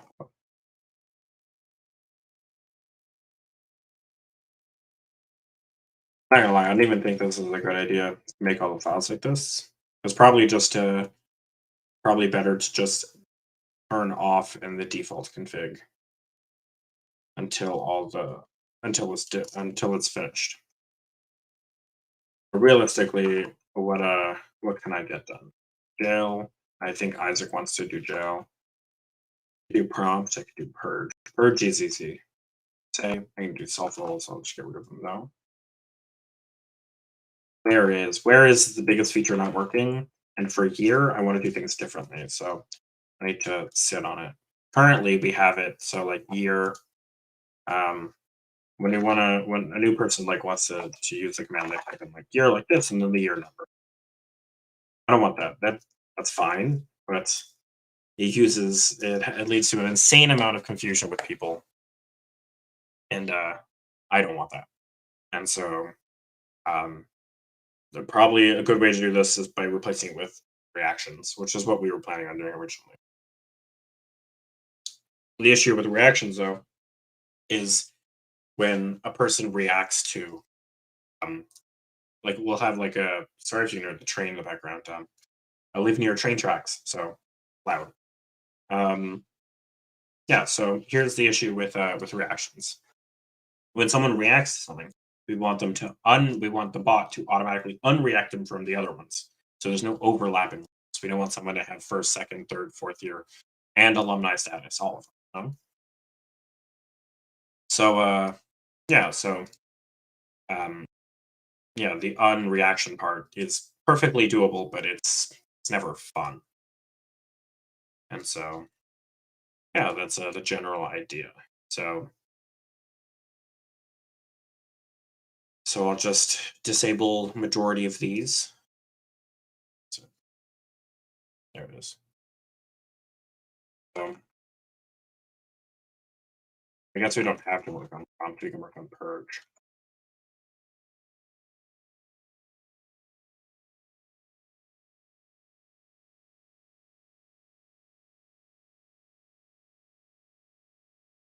All right. Now they're all disabled in the default, which is perfectly fine. Do this and then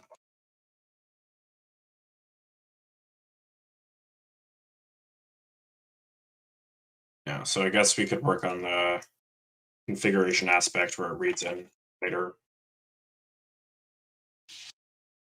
I gotta do more digging, and it's not fun to watch someone straight up just reading GitHub and reading blog articles and stuff like that. So I'm not gonna do it on stream, or at least not right now. Probably easier to set up the rest of the bot. So let's go to the rest of the bot. So the initial files, so git and git ignore.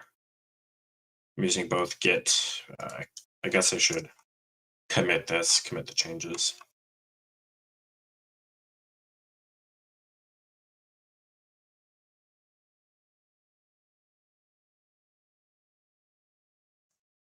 Yeah. Can me read GitHub? Yeah, Jill, it's a lot of fun. It's a great time, especially if you're me. Let's just get rid of this.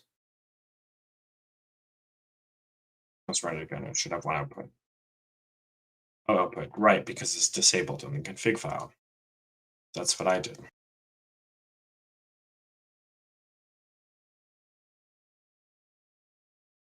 All right, both the problem. Perfect.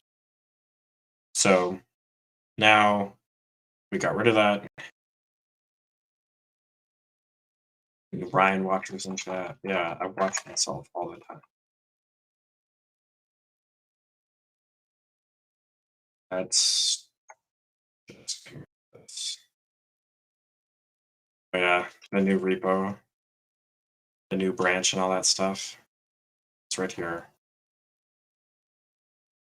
New branch 2.0. I'll do a push to it in a few seconds, and you can watch me do my commit stuff. Super simple. Space GG to open it up.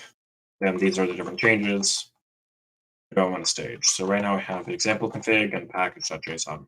It's fine. And then I'll do the modules after. I guess I could do it all in one big thing. So let me just undo this. Now I just commit. Let's say like add synchronous config reading, add synchronous config reading to simplify config aspect. Change index.js to index.ts or page.json.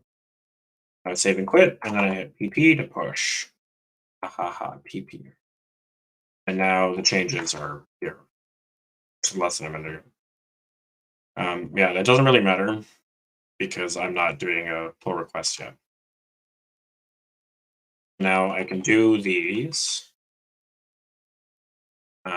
Let me just change this. Default config. Change default features to all disabled. Changing all default features for featurization to disabled helps fill the all features created. All right, you guys are implemented. All right. And then now we'll do one more. Whoops.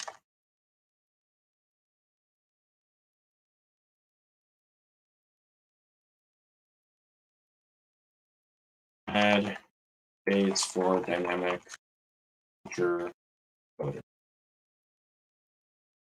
The dynamic feature loading is finished, kept, isn't plugged into Discord. Yes. All right. All right. Now it's all pushed, which is fine. 3 commits. Let's go. Okay. So now we actually got to look at how Discord works, like the Discord client.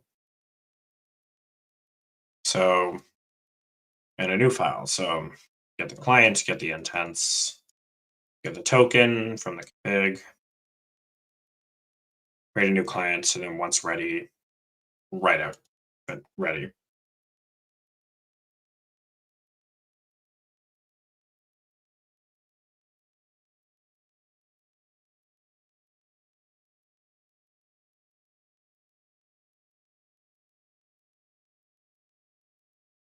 So, yeah. So this is fairly simple. Literally just, this thing is so annoying. Oh, I can put on a different monitor. Oh, let's go. Very exciting to learn how exceptional technology is these days. It's crazy. Creating commands. So we don't care about that. Command handling, is this the nice one? It is, yeah. Reading in command files. I want to look at the resulting code right here. All right, index.js.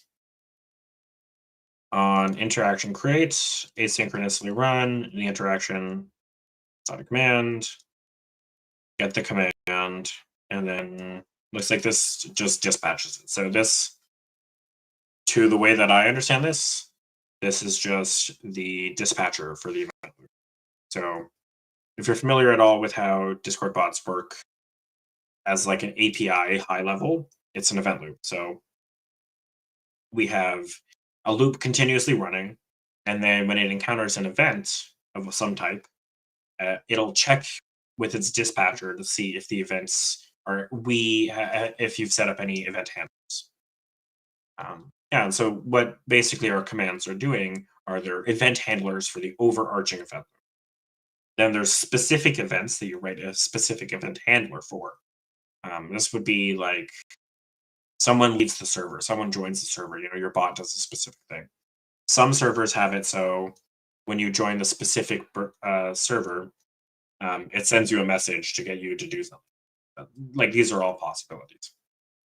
And so, to my understanding, this is the event dispatcher for the very specific events. So, yeah, I may be completely wrong, but I don't think so. Can we look at like events? What's a simple? So, module.export slash command builder, set the name, set the description, and the actual execution itself. That's kind of cool.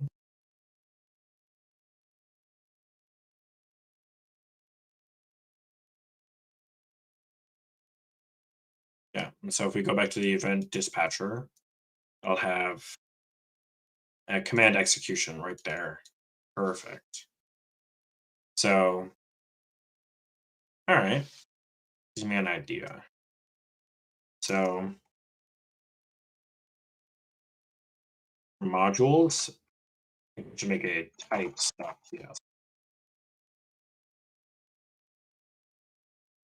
think this is how it works. Just, um,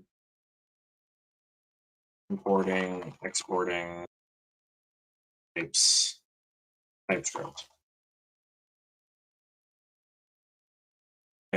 modules, importing, exporting. Is this the exact same? It is the exact same. But what about for types? That's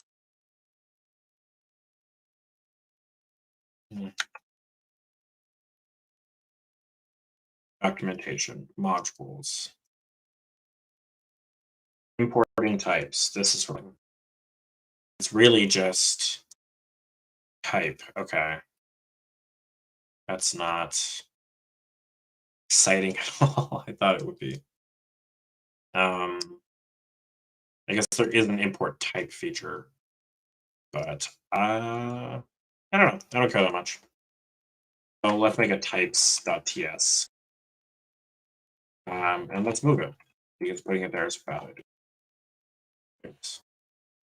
Let's rename it because I forgot the .ts. So type, and then we could do module, and then let's make it equal to something. In this case, I'm thinking an object with data, and then we're gonna have it async. One sec.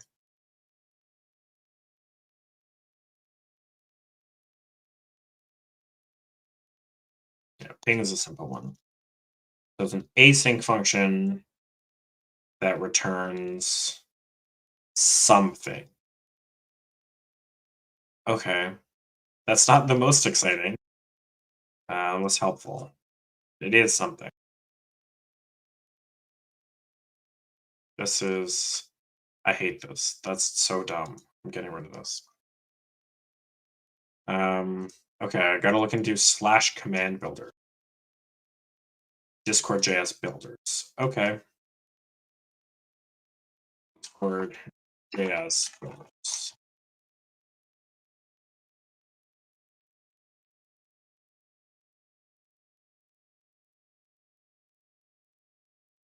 Okay. Basic Markdown.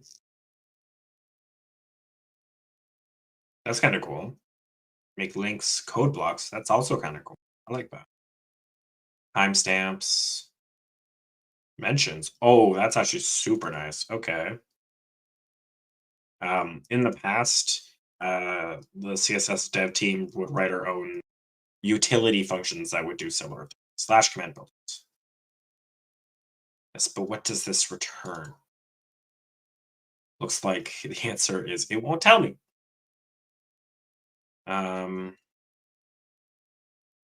Okay. This is what I was looking for. Slash command.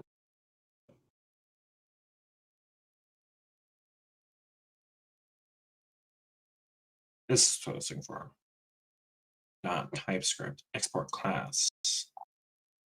Hmm.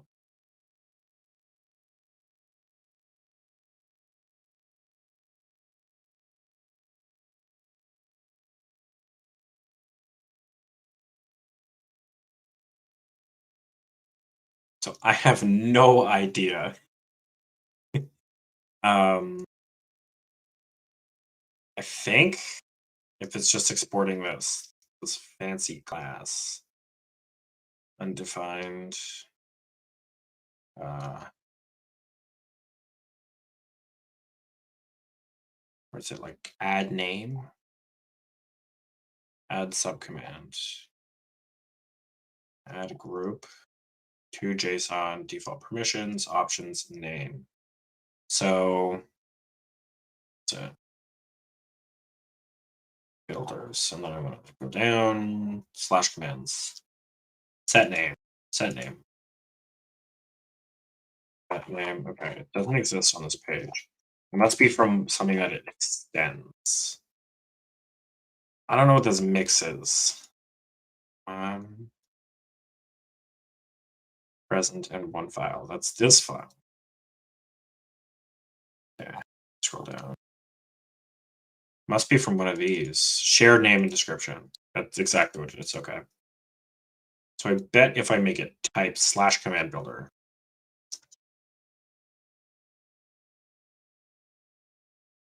type module type slash command builder. Is it just like this? Like slash and I wonder if this is even necessary. I don't think so. Because kill it. Yes, kill the buffer. Okay. So let's say in prompt, okay. So let's how do we do this? Discord.js is builder. So we got to install it. So let's do yarn add Discord.js.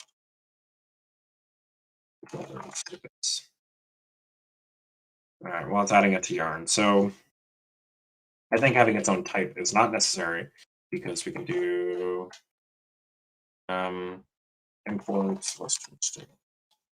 And then we can do like slash command builder.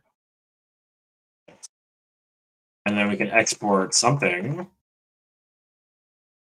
Or we can export, if they do it, they made some kind of object, right, to return. Not this one. This one. Yeah, a type that is data and then an async execute function.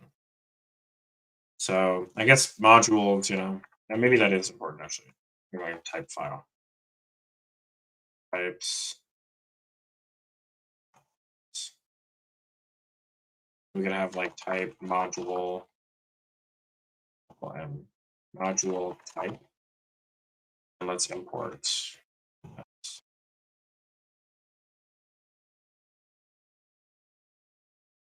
And then we can do it like this.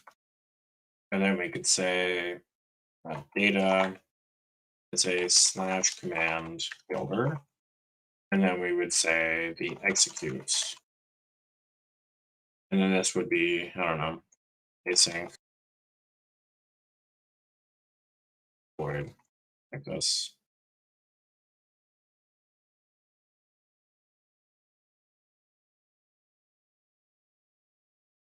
It takes an interaction. What type is this interaction?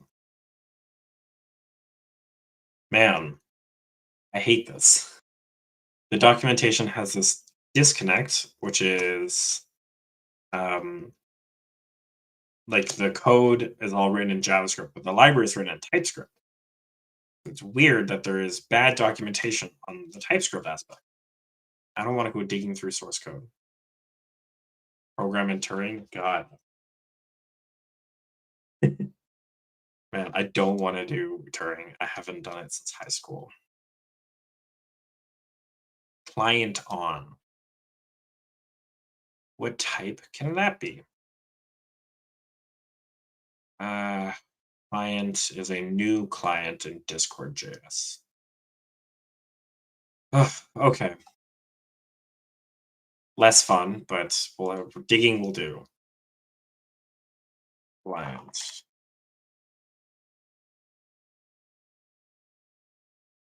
Client application. Client user. Client, shared client, base client. When I import client, what happened? So many. Can I match case? Sort by best. Advanced search is what I look for.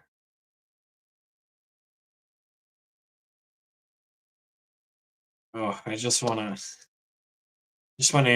match case. Doesn't need to be this fancy. 24 pages. Oh my god. You know what? I'm gonna go in this file. Click this. This is what I want. Okay. So type links. This is the type definition. Oh my god.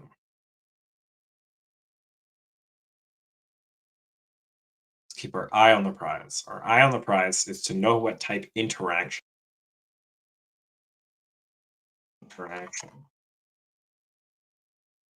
So many interactions on this page. Oh my god.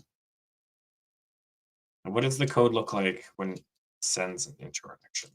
Whoops. That's the wrong page. It's this page. This type here. This type. So you're gonna look at the client on function.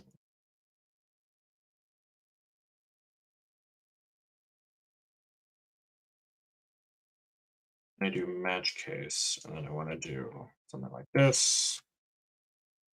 Okay, this 41 options. Let's go top down. First option. This is on event, an event listener. Wait for it. Oh my god, this is so complicated. Okay.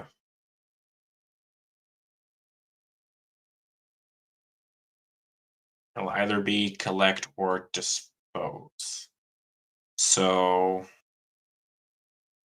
the event can actually be a bunch of things. But what is it in this case? If it's interaction create. Huh.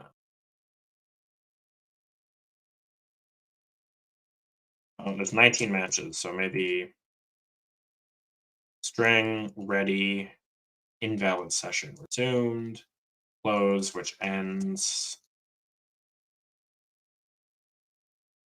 already, which does something different. Then a specific string awaited. See, this wouldn't be an issue if they documented their code. They didn't. Okay, let's look for this. Event K in K of type K. Oh my god. Okay. Is this pulled in from anywhere?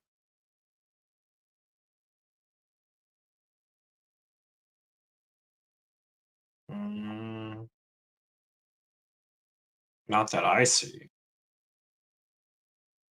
Oops. WS event. That's a WebSocket event type, I'm assuming. Huh. Okay. Okay. Sharding invalid.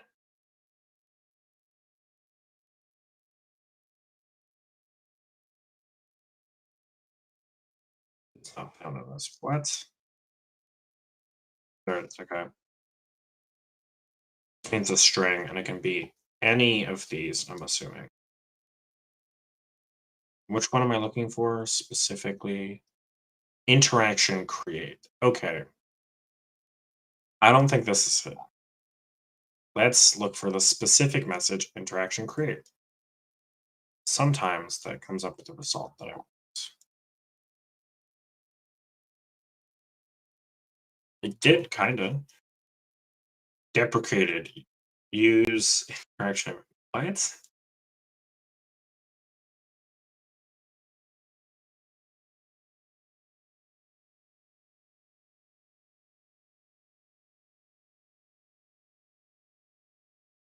This is in a JavaScript file. Okay, that makes a lot of sense when it's trash. Oh my god, this is so awful. Interaction type. What is an interaction type? Where is it coming from? Right here. Okay.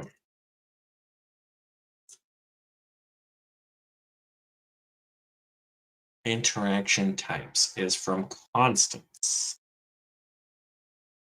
Oh my god.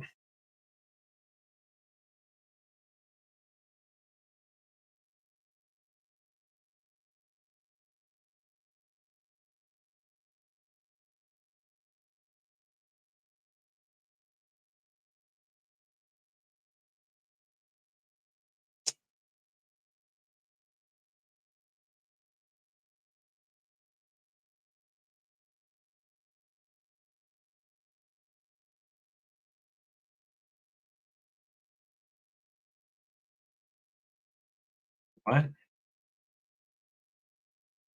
Okay, it's just weird. Sorry, I'm not talking so much. It's just I'm trying to think. This is so weird. Okay, interaction types. Create enum. Ping application command. Message component. Auto. Okay, so what? What? I just want to know what type this is. This is so complicated. Um.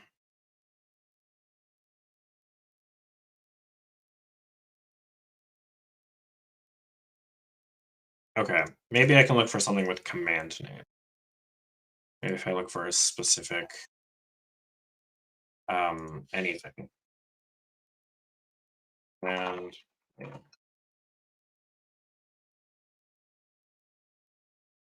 command interaction. Maybe this is it.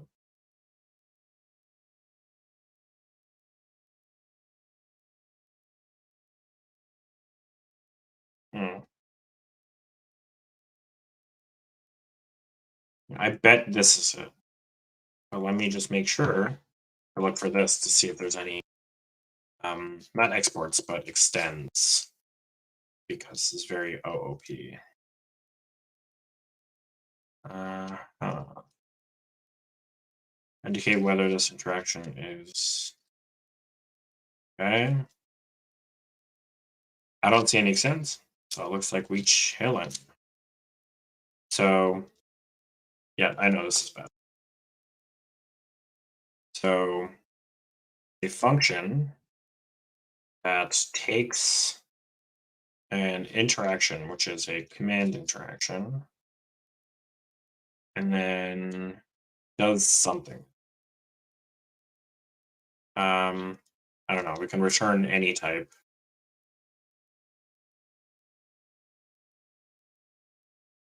So I think I have to do this like um import command from it's just add Discord.js. Do I even have it installed? I might not have it installed. It's a very real possibility. Um, yeah, do my changes on disk now. Why is it word? Um,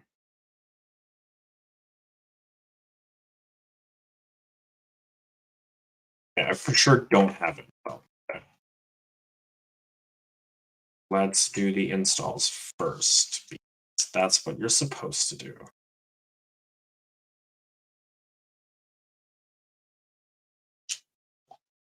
I don't care about .env.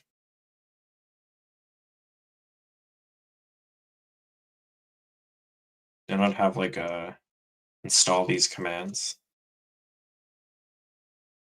They might, honestly. They do. I just can't see on my phone. Okay.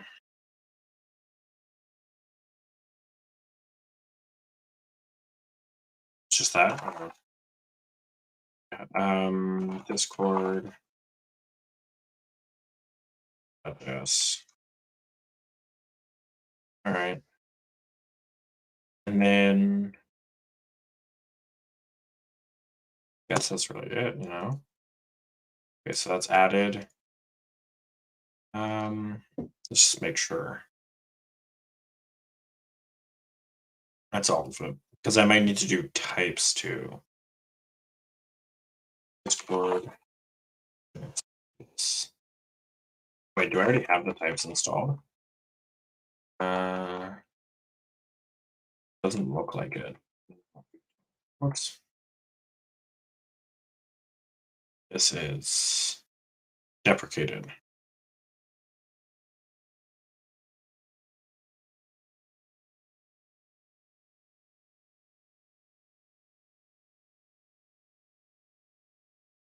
Is this the types? I don't know. Simple type definitions.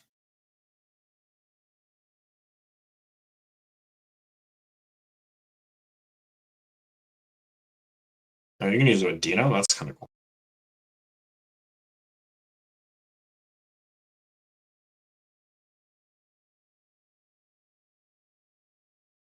Like maybe I have to use this, but honestly, I don't know. It's a little jank.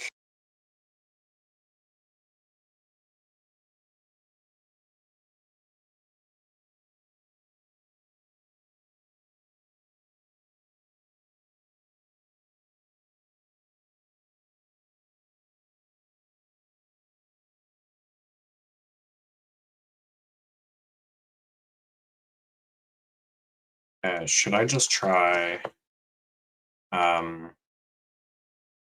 like this, where it's like Discord.js types? So like yarn add Discord.types. Discord. It's like this. Let's try. It doesn't exist. Okay.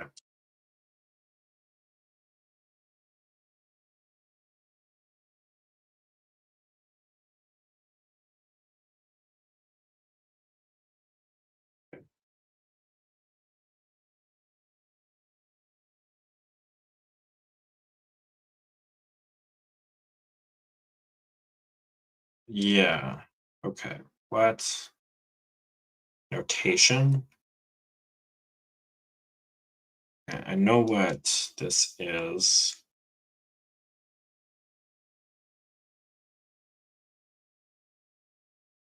Activity type, channel type, API, error type, libraries, type refers to what kind of data. What?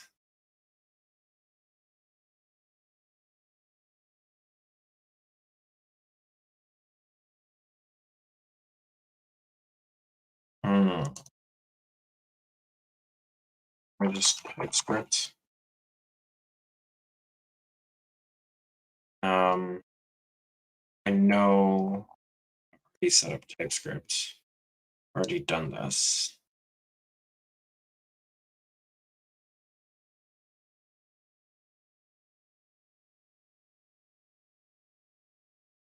Okay.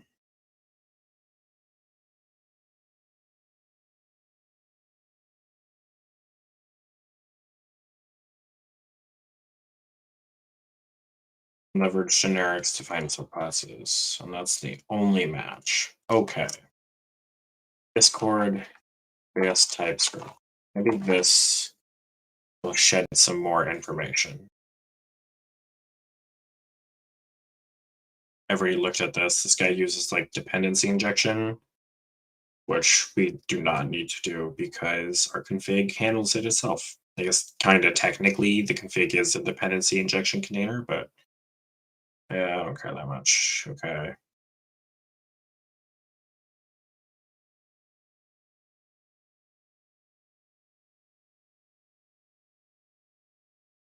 Ah, class. Ew.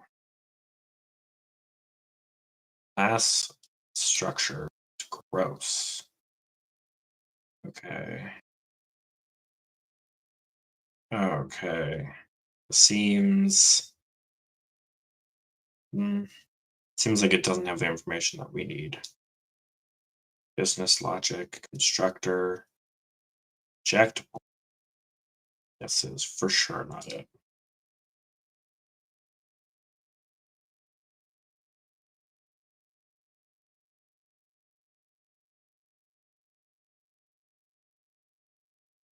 Hmm. Experimental decorators. That's fancy.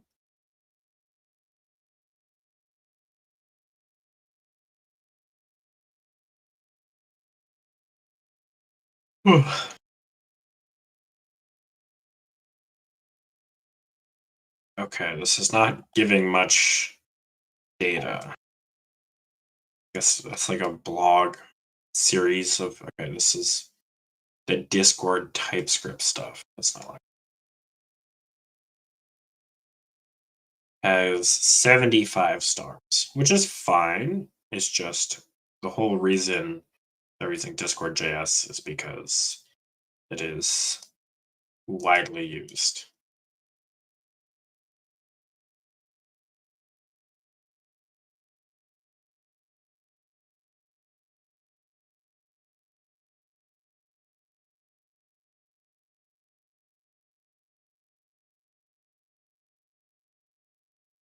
Okay. This is a lot of what my job is. Just going through the internet and looking for stuff. Okay.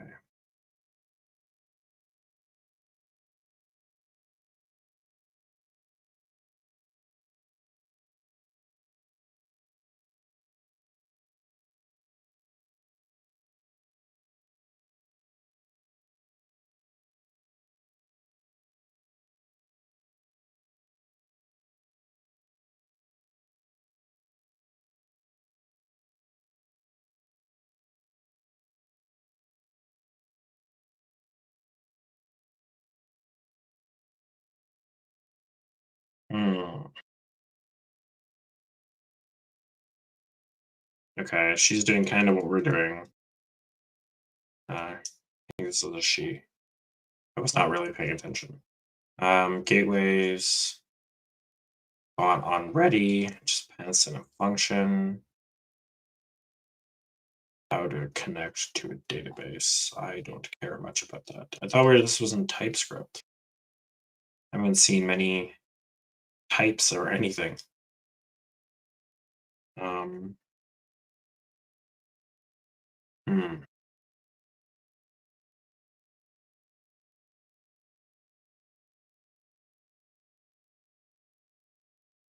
They just use the message import. Feels wrong, but I don't know. Define an interface. Create an interface and source is file, command, and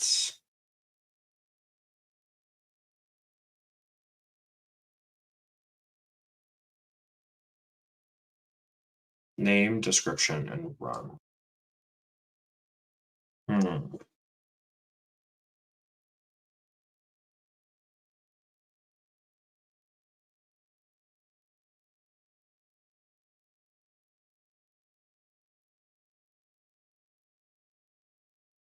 So it looks like they're creating it from scratch, which is fine, but I don't think we should do that.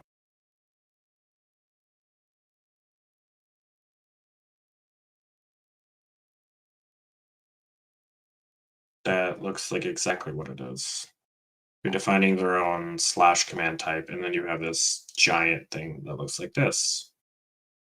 Name, description, async function.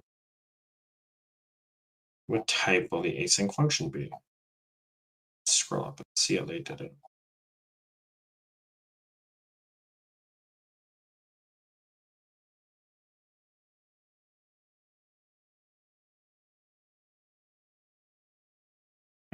Can't seem to find it. Weird. There it is. Run message turns a promise. Okay, so we have to return a promise.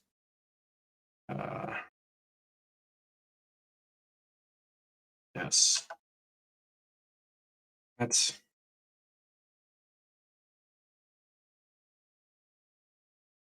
sometimes Emacs can be weird about some weird nitpicky things. It's complicated. So we want to do a type. I guess we can do an interface. How do we define interfaces? It's just interface, yeah. And then we would call it module type. And then this would have data. I guess we could do like execute. And then this would be just take in something, any, and then returns a promise of any.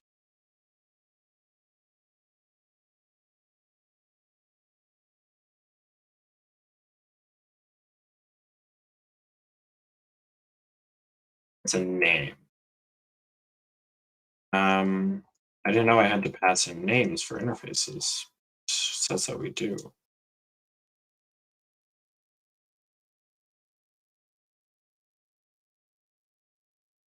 Am I wrong? Who knows?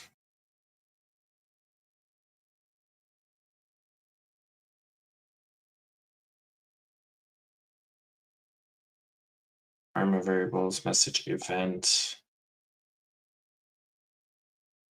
find interface. Message, returns a promise. I feel like this is wrong though. Because my idea why it's wrong is because this always takes in a message, whereas ours will not. How did they do it before? They just pass it on. Interaction exists, and then they pass on interaction. This execute takes in.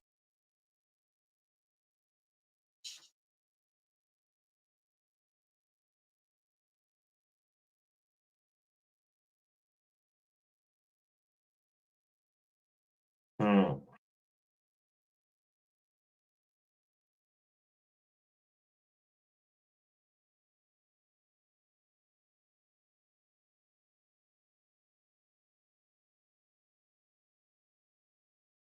I wonder if we can just do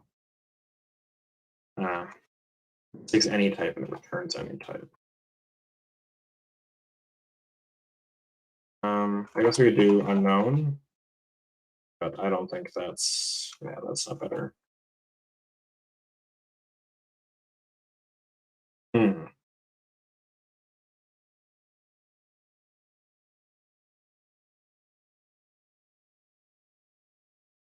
Let's just say like interaction. It takes an interaction and then it does magic with oops. And then we can do like say like data. And then we could up here import builders, some builders.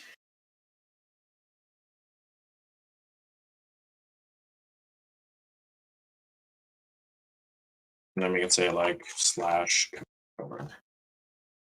It's yeah. So data is type slash command builder because I don't know. That's what it is. I don't know. That's how they kind of defined it before, and I'm assuming it just returns it because slash command builder. You know, like builder is like a common pattern where you like chain together functions of aspects that you change of the base object, and then it puts it together without a lot of hassle. And so I'm assuming that it'll return slash command builder type. I'm not 100%. So let's try to make prompt, okay? No, not prompt, purge. So we do like imports, do import module type. And then we go back and we do types. Oh, I must have forgot to export it. So import module. And now if we go back to purge, we would say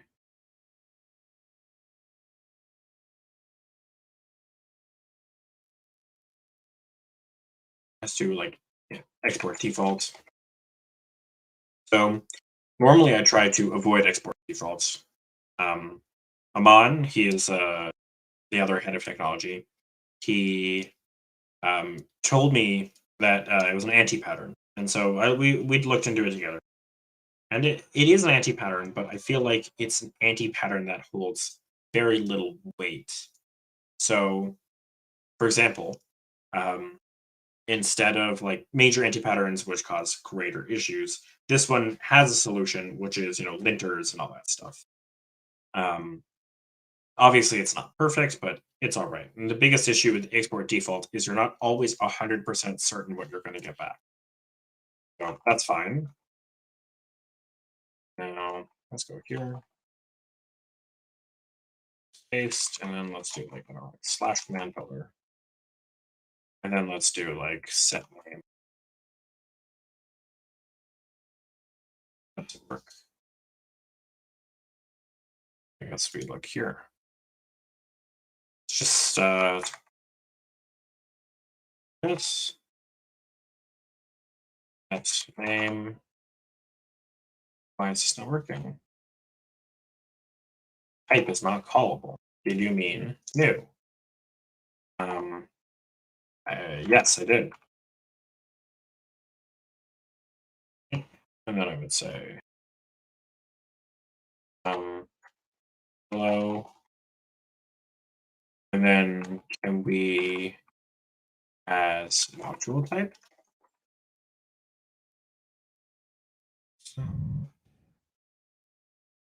I'm unsure. To fix this, I'm going to say const module,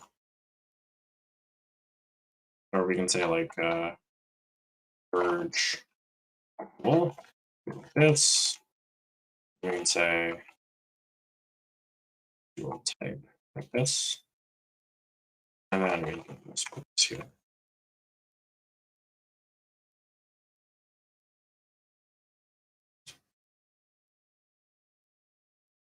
Purge module.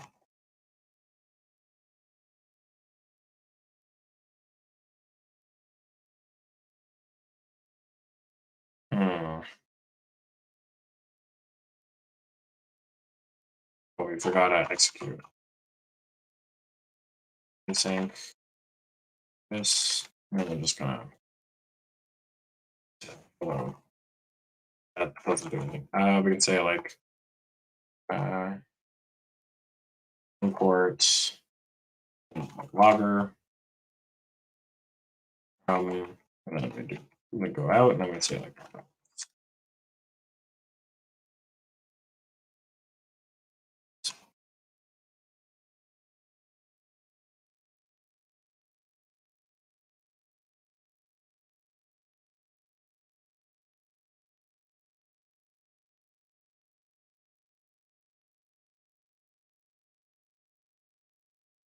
All right.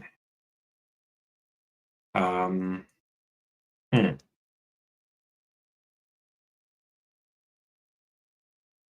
So it looks like it's fine. I have no type issues,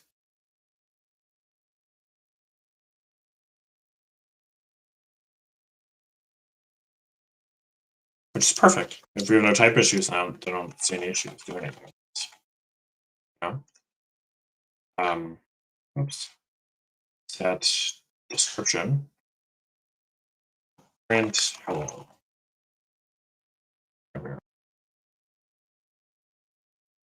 Hmm.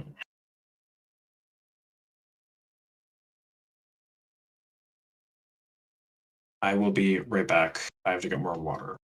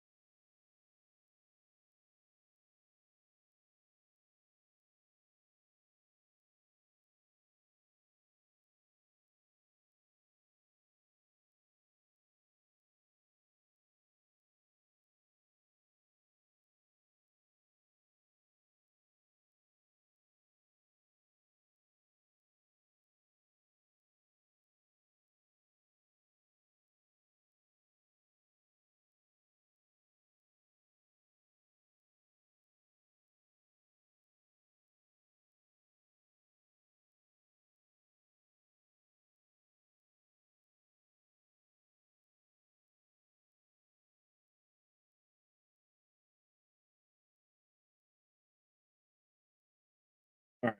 I am back. Some more water. Took a few minutes, and let's get back to it. Okay. So this will say like print hello and all that stuff. So now we got to load this in. So if we don't have module files, we don't need to use it.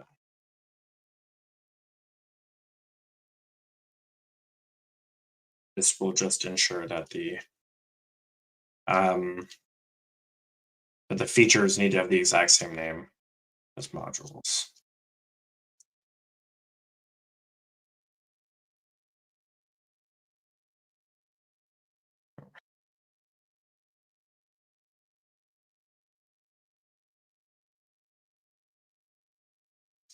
Hmm. Okay. So let's add the actual bot code for bot. Here, we need to create a new client. We need to create the new client commands like this, which is fine. I'm just going to copy this because I'm lazy. And then I'll change it to what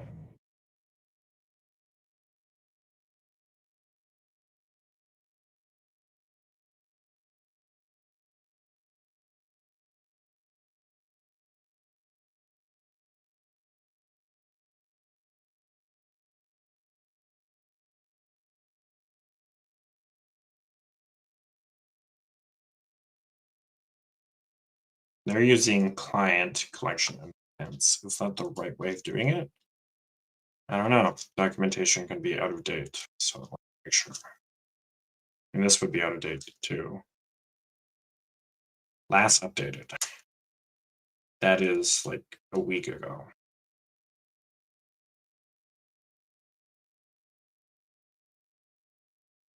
Okay, they're using clients and intents here, so exact same as before.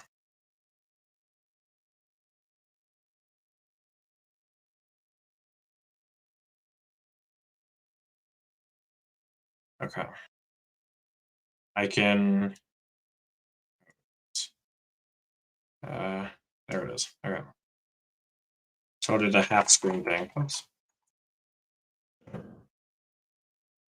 Normally I don't do this because I have 3 monitors, but I thought it was best because I want you guys to be able to see what I'm doing. Client intents from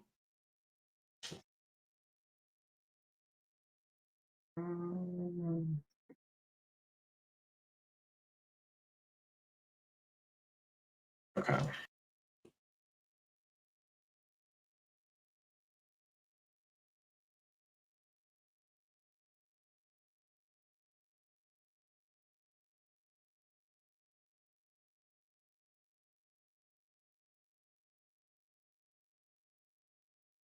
Change it to debug. And then this client, it's declared never used. It's a new client with those intents. So yeah. Okay, I don't care about this, so I'm gonna throw that away. I already have my thing that does this, but that's fine. What is commands? Client.commands is a new collection. What does commands expect? Collection. So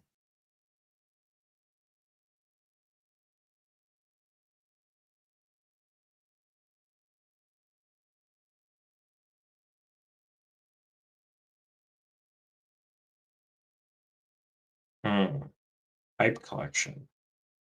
Not from there, is it? I type in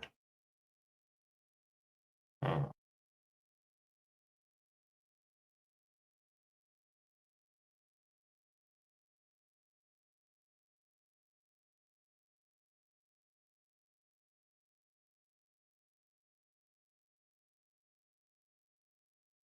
how many pages?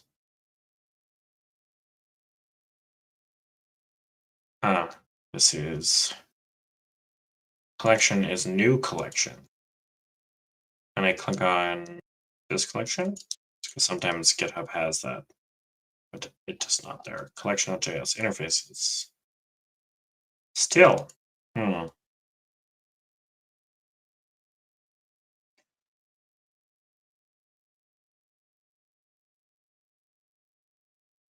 It's not here. Is that like a separate library? Let's check npm. npm discord. Yeah,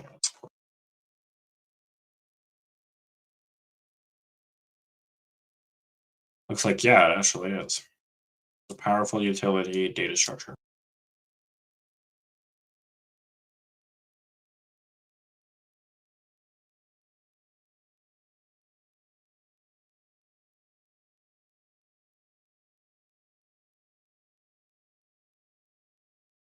All right, here we are. What's this written in? TypeScript. Perfect. That's exactly what we want to find out.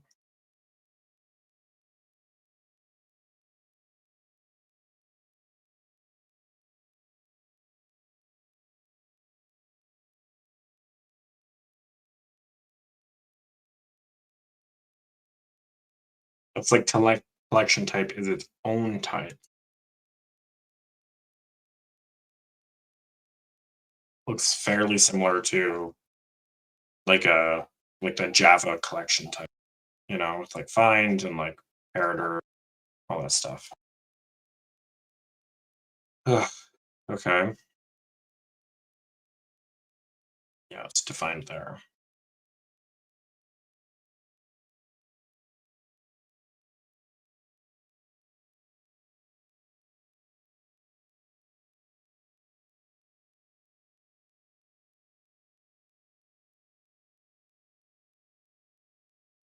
I have a lot of errors. I know that for sure.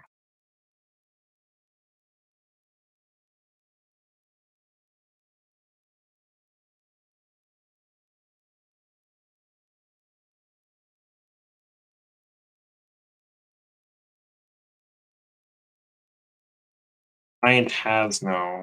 Right. What? But I saw it.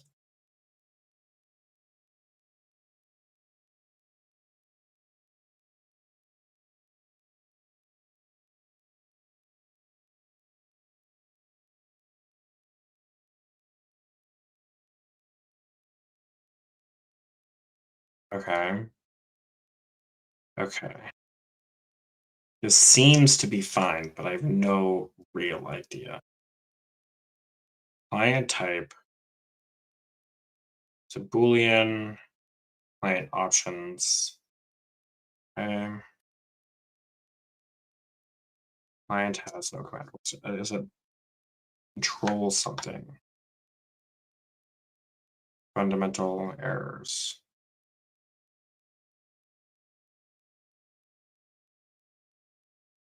I'm going to change this on.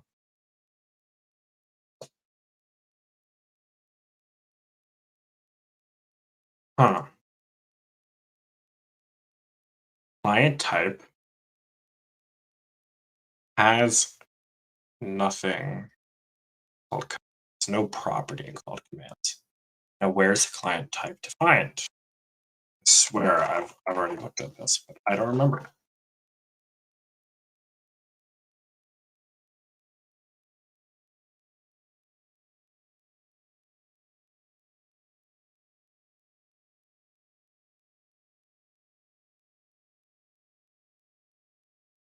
It's ready, WebSocket handlers, client user, the client type, base client, guild delete. I don't care about that. Require back source. Swear, did I do this? This is what I did. Okay. Assuming it's the first one.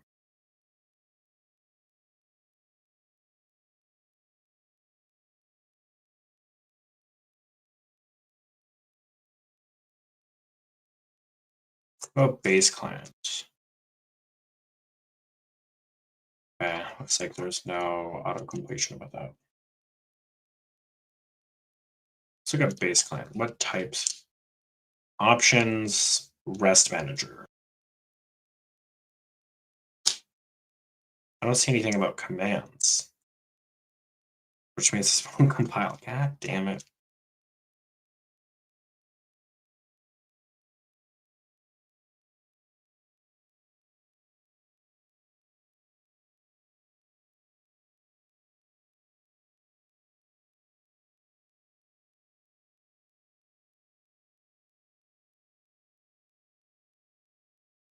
Webhook client. So when I'm importing client, I bet I'm pulling it from here.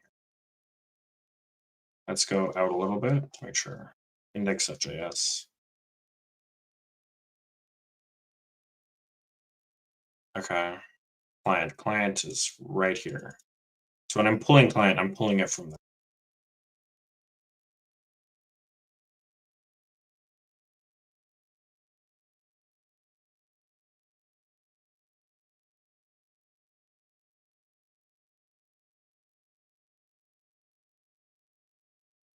Okay. Instructor has one. Instructor.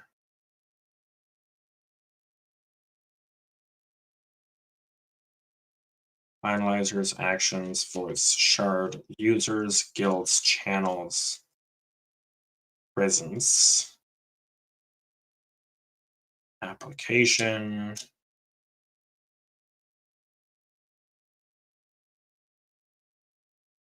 emojis, the getter, uptime, timestamp, login.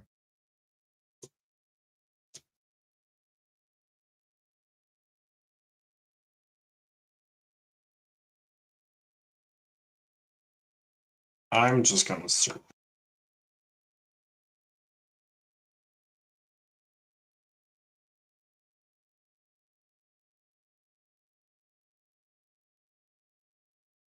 Okay.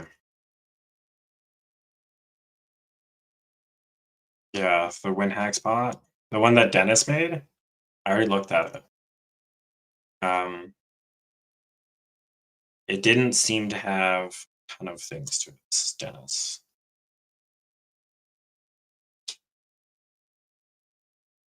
WinHack spot, yeah. It didn't seem like it had a lot to it.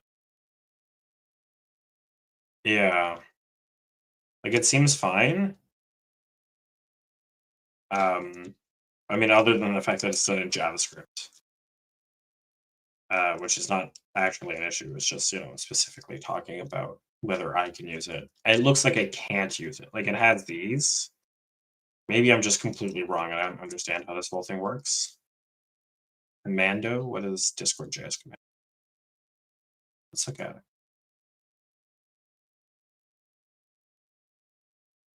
Commando is the official command framework for Discord.js.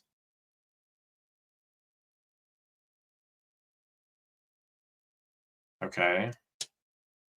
But is it good?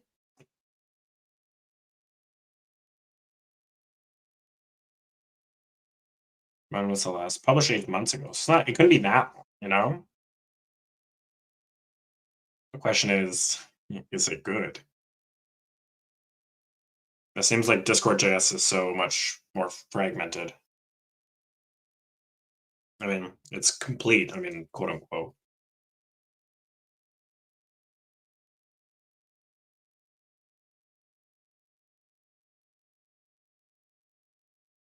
Yeah, this is on npm. I don't care about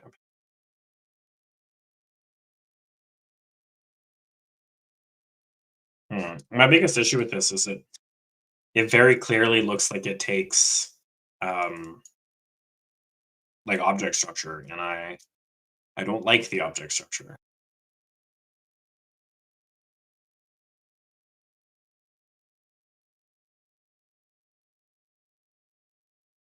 Yeah, and then you just create the directory. I don't want to do that. So yeah, I don't think I'm going to be doing this. I'm thinking I'm going to try to hack the code from the tutorial. The question is, why is this so weird? I'm not gonna lie, I don't even know if this code runs. It must, It was updated not too long. History. That was like a few months ago.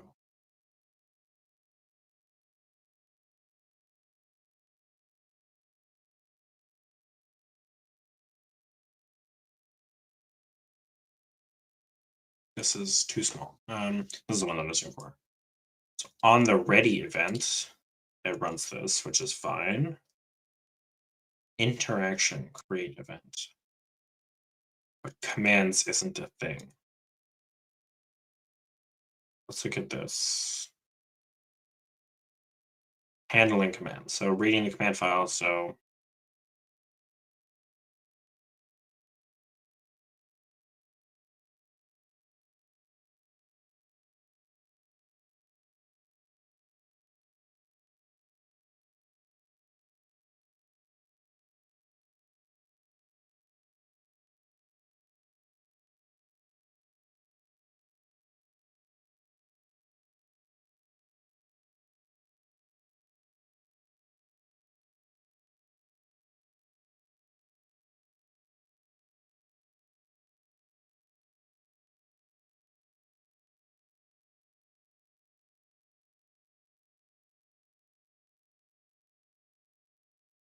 hatching a so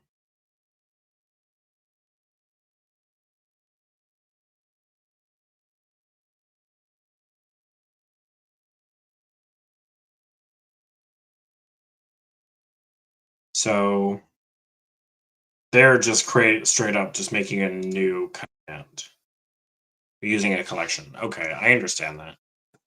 A little a little jank, not gonna lie. Um okay. So I guess I could, force TypeScript to do that. But I don't think I should. What I might do is I might make client like an extension. We can say like client like extends. Client has like a type, and that type extends the other client type, the Discord.js client type, and it has that commands thing, like a commands property. Same approach that you would use for deploy commands.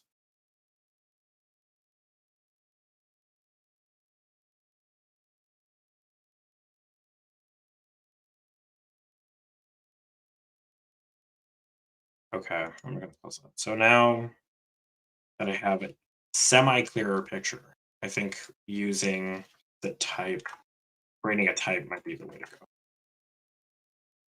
We could say like interface, then we could say client type extends, so then we have to import it from here.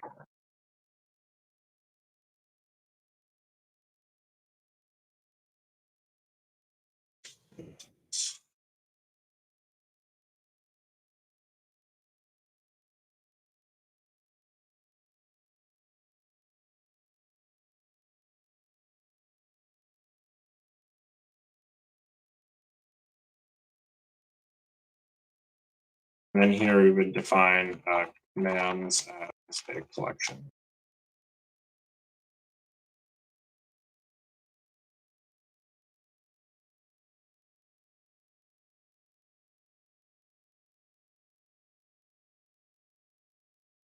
And then we would just write. I'm having an error. What is this error? Generic. Yeah, okay. So it could be generic. Okay.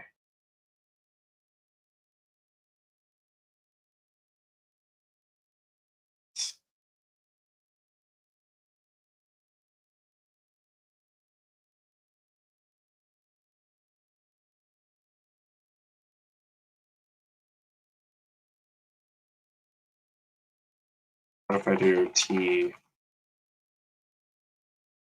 find T? What is the error message? The very specific error message.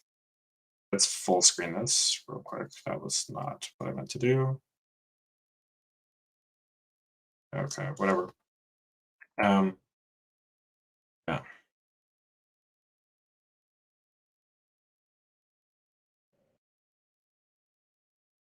All right, it's two or more arguments, K or V. I'm just gonna tell you to say any type and then any type.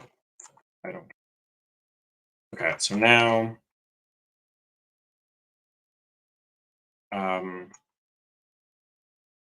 x.ts.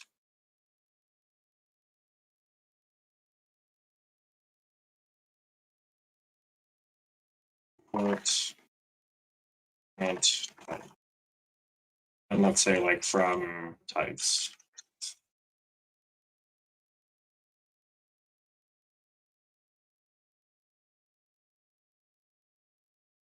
And then yeah, the linter will make things pretty. Property is missing. What?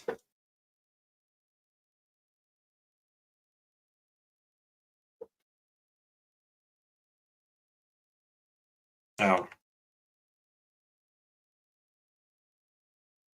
Let me say like as client type. Does this work? Looks like it does. So basically what I do here is this client, I create it and then I cast it to client type, which will have a void client like commands field. So that's exactly what I just did here. Uh-huh. I think this will work, but who knows? So this is what I want.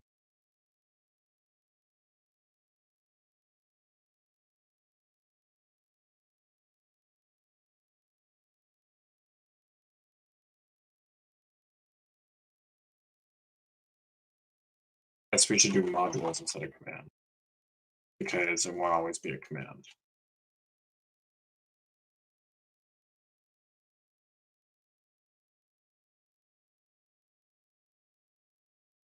So then we got to go back to types. And I gotta change this to modules. That's okay. Modules, yes, perfect.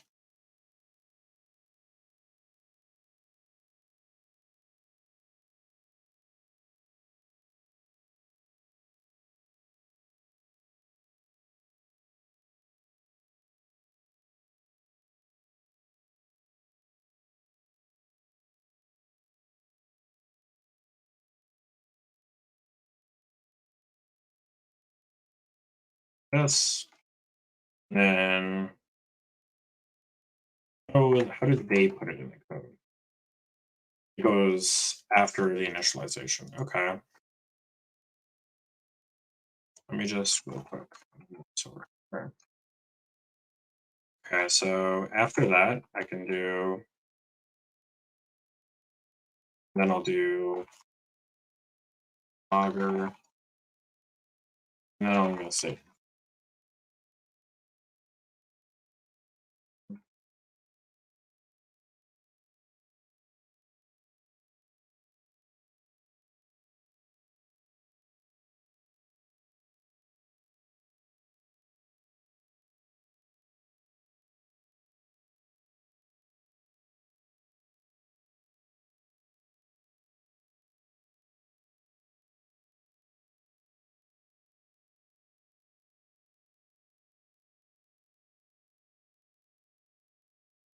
so um, basically what I'm doing is I'm just setting it up. So this dynamically loads on all the modules.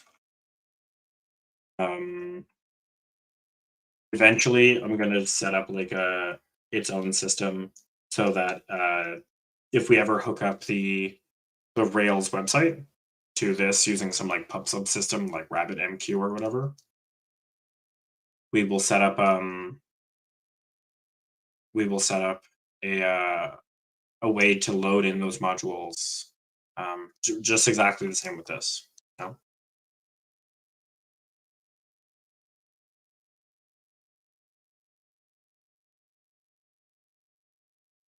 Yeah. So if it's not a command, return. Personally, I don't think this is much necessary, but I guess we could work on something.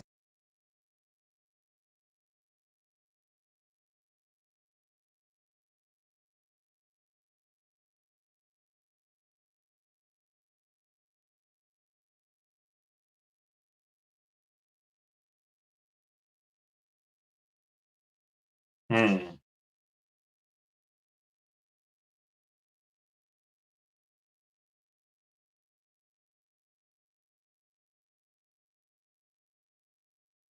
I wonder. So this only works so far with commands, but if we ever want to change it to events as well, like event handling, it might have to do its own system, which sucks. Depends on how they do name, then once, and then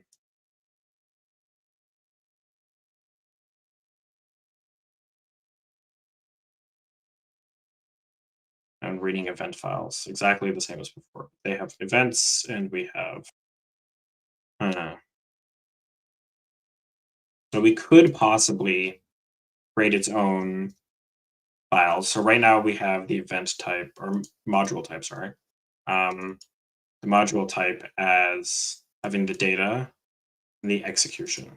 We could also have a type property of this. So we could have something like type, and then it would be an enum. So it'd be like enum, it would be like module, classification. Um, and then it could be with TypeScript enums, TypeScript.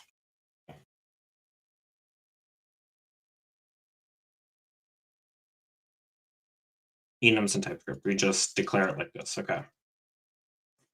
So we could have event, we could have command, and then eventually we'll have another one. And then we say module.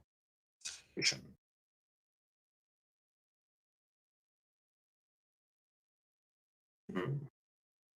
I don't know if this is the best idea.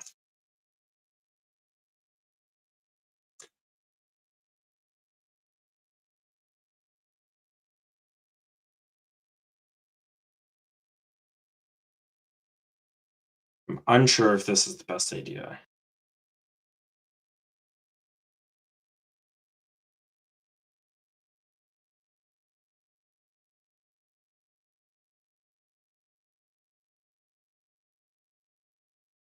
I guess we can define it more. We can say interface event type, and we could break it down. They have it, if it's once, then it should only run once. It's fairly simple. Um,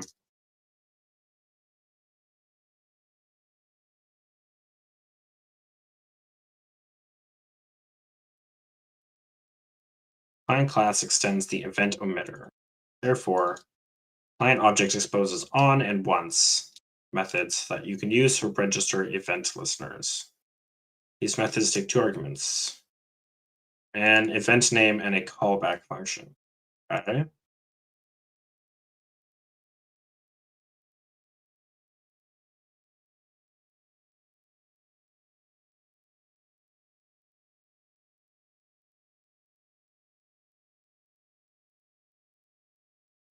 Maybe I'm going about this all wrong. See, here's my thinking, okay? Maybe I'm going about this completely badly. So, what I'm trying to do right now is I'm trying to combine both loops in the tutorial into one master loop. But what if I should do it backwards? I should go over all the files in the commands and then the events and then the whatever else we might have, and then we search for the key, the file key, um, in the features, uh, the featurization in the config. So I think that might be better. It might be a bit slower. It'll for sure be it'll for sure be less complicated. So instead of doing it like this, I would basically do an inverse. So I'd say like for how did I have it before? Luckily for us, it's on GitHub. The Discord bot. This is on branch 2. So we look in source, and then we look at index.ts. So yeah, if we look back at the history, we can look in this file, wrong file, this file, this commit. And this commit has this code here.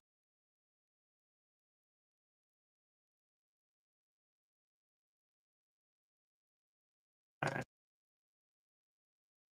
Let's head and try this, okay? So gotta import fs. So import fs from fs. Perfect. Very simple. So this gets all the files that are in slash commands, and then as long as they end with .ts. So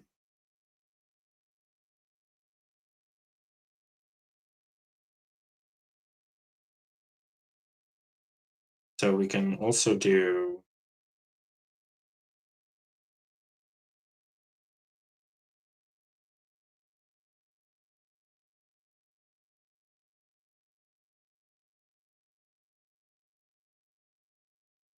we can say like .config .features, and then we can pass in file .slice slice, and I'm going to say 0 to -3 because that gets rid of the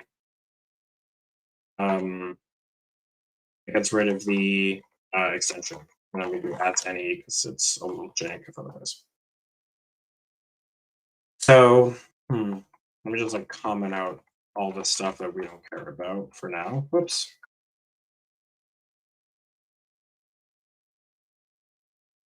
Which, believe it or not, is most of this. And then we can say all of this is trash too. Perfect.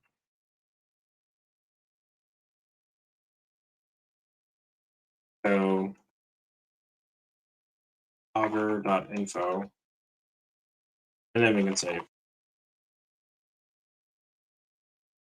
let me just get rid of this. As long as it files. Okay. So my idea with this, okay, is if the file ends with .ts and it is within the config and under features, if that returns true as well, then it'll return a list of files that have been enabled in features and are also in commands. There's nothing in commands, so I have to change this. I have to rename this. Now let's run it. We got an error. No such directory. Source. Yeah, that's right there. To how were we doing it before? /. This. Did this fix it? Sometimes it's janky. Did not. Okay. It's funny because we're back at the issue we had originally.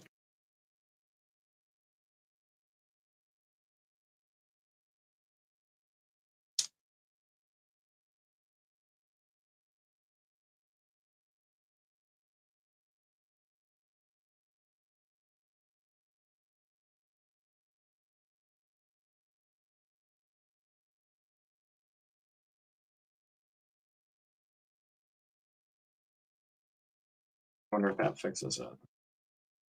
It did. I printed out the file that's been enabled. All right, that works. And then we have to load it in different ways, which is perfectly fine. We can do both of those.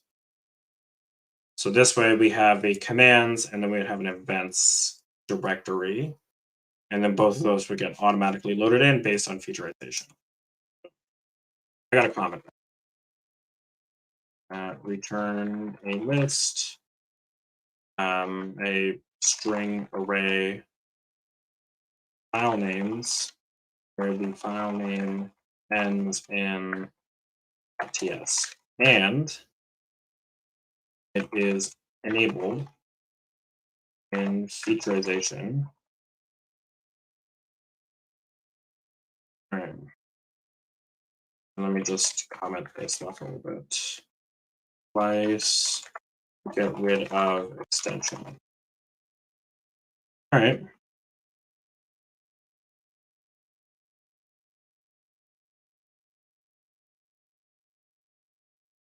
So the good news about writing it like this is all the commands will for sure be of command type. Sorry, big yawn. Yeah. So all of these are in command type, which then we can specify even further in types. So this is basically config. We don't care about the classification. So because we don't care about the classification, it makes it easier. We can make it command yes, and then we can say we export it like this.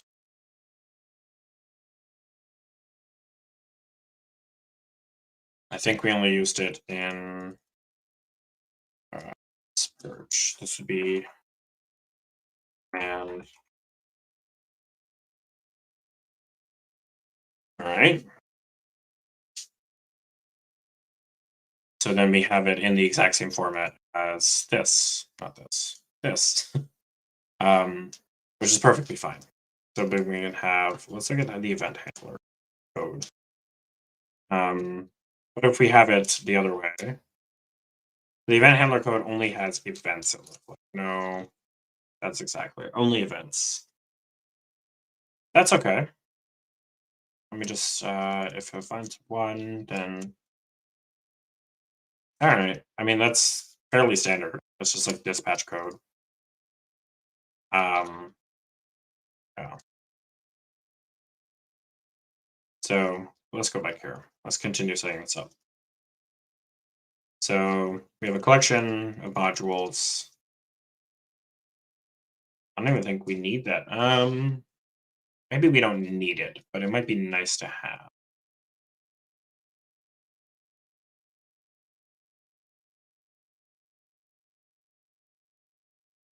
Uh-huh.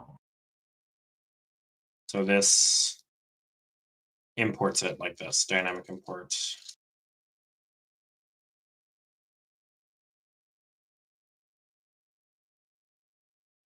Okay. So let's try that. So because this command is guaranteed for it to be in features, we can just import it and we don't. So we can say like const module, or we can say command equals await imports, and then we can say like file. I'm doing the file path stuff.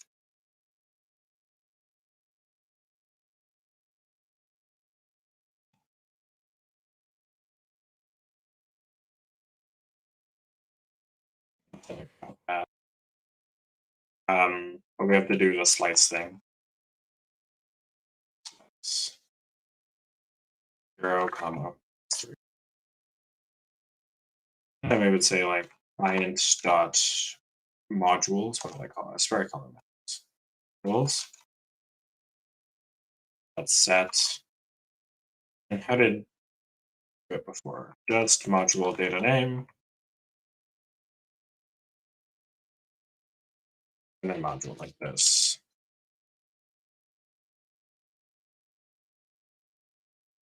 Yeah, this would be command. Oops.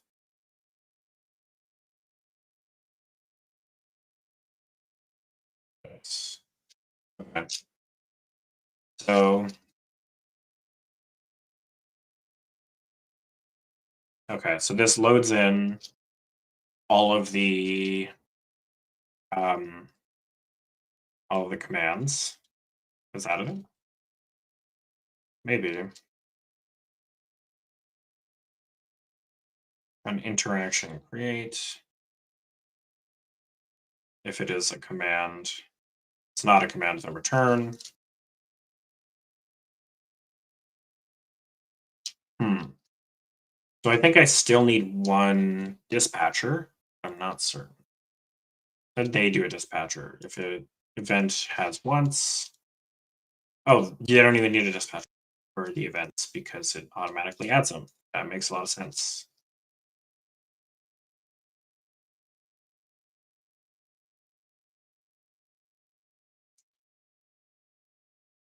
All right. So let's then write the command loop, not a command event loop, or the event loading loop, not the actual event loop. Event files, and I'll just copy this.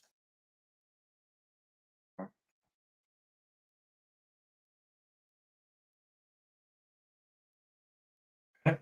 So then this looks in events, and then it filters if it ends with .ts, and it's also in. Perfect. There is a bug. I'm not expecting it to be a big bug. There, um, okay, so the bug that I currently think I see is that if I enable a feature, okay, and this feature could be, whatever name, let's say like train or whatever, okay? Train is both an event and a command. So it would load in both. And I'm not sure if that would like pigeonhole it, which is where you try to put two things in one spot, which means the password would get overwritten. I don't know. It's a solid maybe. If it happens, then it's not an issue per se, but it's not fun. It's not a good time. Um, so I hope it's not an issue, but I'm not 100% sure it is an issue.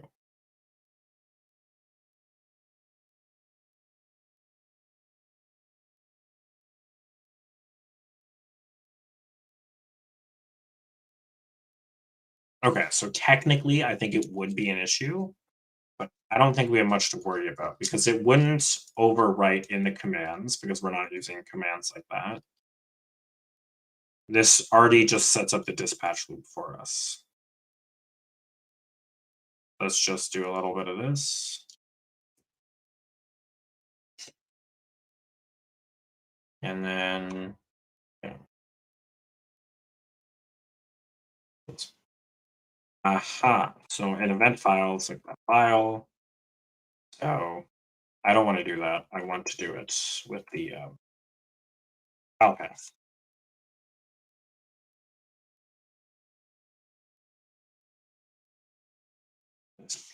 Commands, nope, events. And this is commands up here.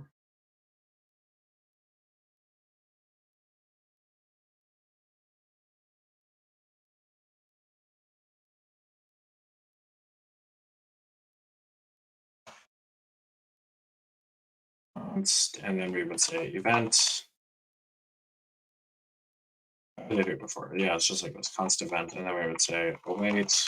And we would say imports. And whoops. And then we would say file path. Whoops. Path. Slice to 0 and then a comma -3. This. We wait on that. And if event.once exists, then we do the thing. That makes sense. So we can for sure say that this will be type event and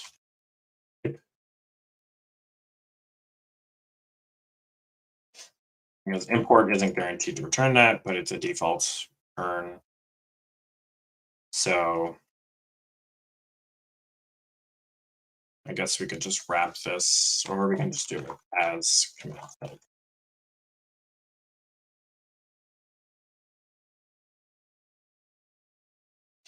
Okay.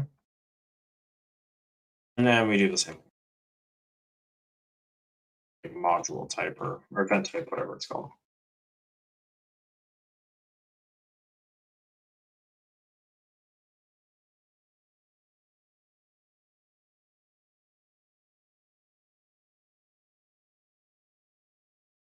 Okay. Why is it passing args on like this? I guess that's a callback, so it doesn't really matter.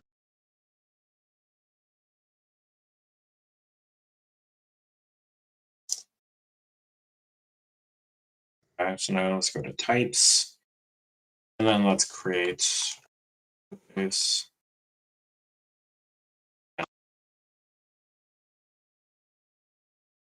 And then what does event type look like? I can have once, but let's look at more specific, like concrete examples. Events, and then we could do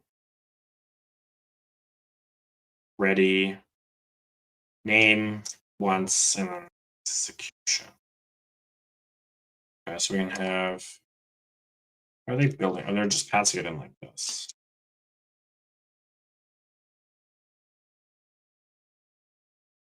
Hmm.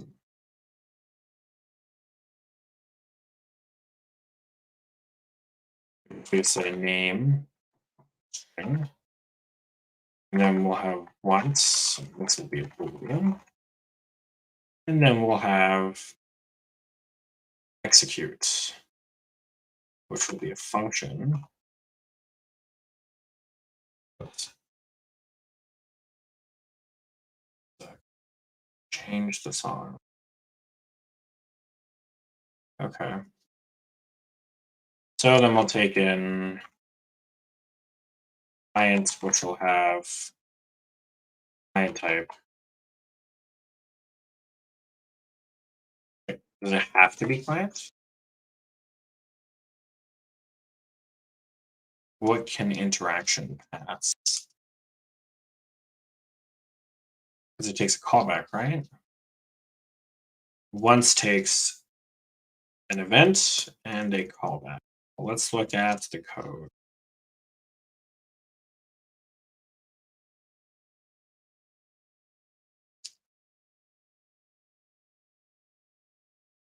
Discord.js, okay. And then we'll do once. I don't care much about sharding.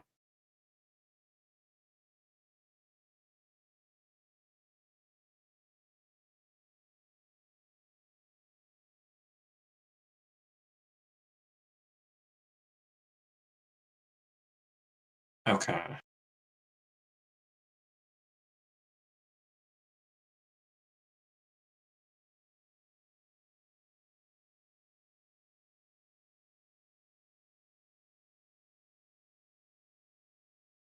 Once 19 matches. Okay. So it looks like there's a lot of types of things that it can do.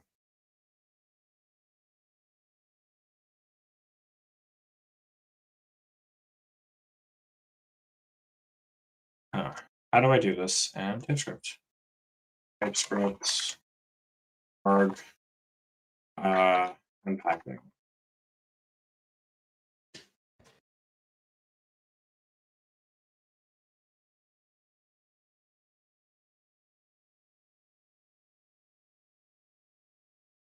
Okay, that's not what I wanted. Type deconstruction, object parameters, and TypeScript. Okay.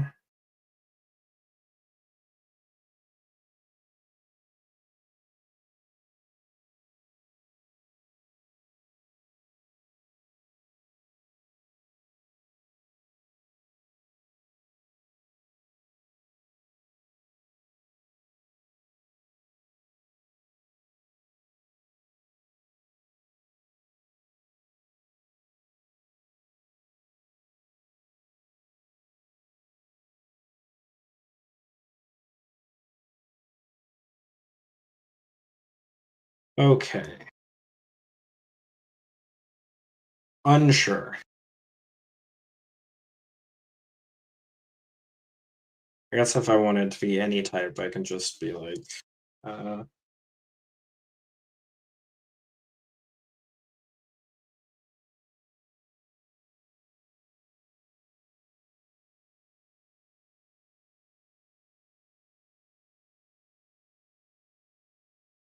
let's say like TypeScript function any number. Can I give what I want? What? Variable number of arguments of TypeScript. Yes. This is what I wanted. Okay.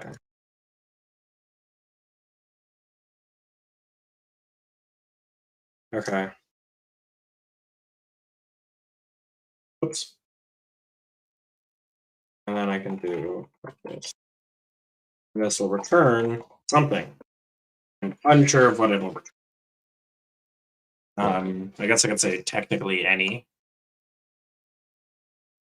And what's the point? Just make sure I export this. Event. Okay. So this can take any number of variables and return anything. I don't want that. I want to have a more definite understanding of what it is going to return. I doubt I'm going to get that though.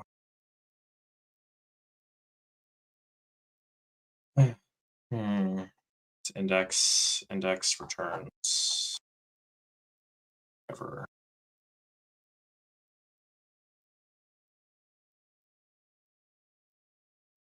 Awaitable. What is awaitable? Okay. I don't care about the nonce.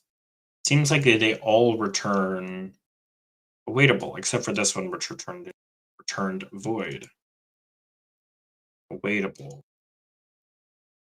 Void.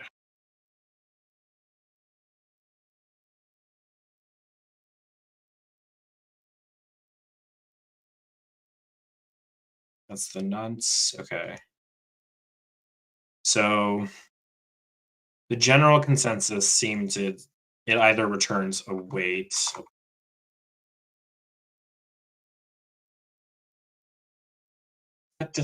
Where's that like defined?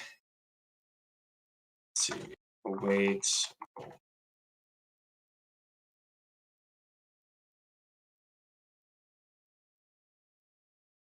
Is it just like a type in JavaScript that I've never heard of before? It's certainly a possibility. Oh, it is just right here. Okay. It's either type or promise like. Promise like. Only the one. Okay. Wait, what? Only the one? Okay.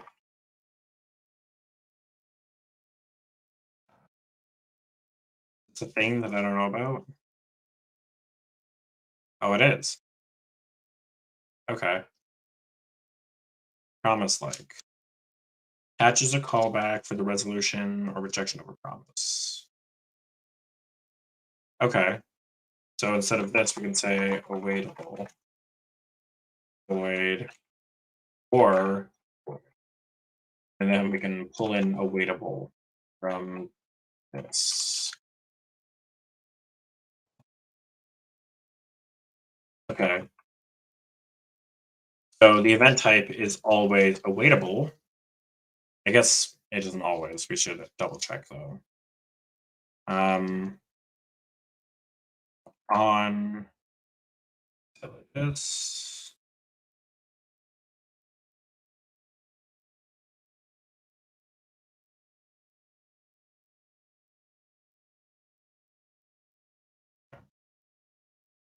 So now we have an event that returns awaitable void, which is perfect. That returns void, fine. Awaitable void, fine. On event, string listener returns void. Perfect. I'm very okay with that. Hello, hello. Welcome to the stream. Um, yeah, I realize I'm pretty deep in the weeds, so let me take a brief minute to explain what I'm trying to do. In case you haven't been following along, or you just joined. So we're working on a rewrite of the uWindsor CSS Discord bot. We've chosen to rewrite it in TypeScript, which is a superset of JavaScript with a strict static type system. And as part of that, I want to have a dynamic loading of the different modules, which are events or commands that I could. And part of that is defining types for things in TypeScript. So that's exactly what I'm doing. I'm defining types for how we want these functions to work and how they want it to be called. So the reason that I'm literally digging through the source code of the Discord JS library is because in the tutorial they talk about loading commands like this. We get the command or the event from this file, and then you put in that, and then you put it in like this. We can do this in TypeScript, but I think it's bad practice. What I think is much better practice is that we define stricter types so you can't have any weird type issues, which is a common issue in JavaScript. So why I was digging through the source code, more specifically, is it calls on all the time in the documentation. So it's like, okay, well, if on takes an event and then a callback, what type can the callback be? What type can it return? So I was looking through to see all the instances of on and the type of callbacks that it accepts. And that's exactly what I got here. Interaction of type T, which means they haven't even decided. And then it returns an awaitable object of type void. Awaitable objects, the way that I understand, is it's just like a promise, but slightly different. So you can await on this object or await on this event. So yeah, that's exactly where I am. So this part returns a string of all the file names where there are commands, where it ends in .ts, and is also enabled in our configuration. So then it reads in the files, and then it loads them in dynamically here. I'll change this to debug. Let's see. Okay. Remove that.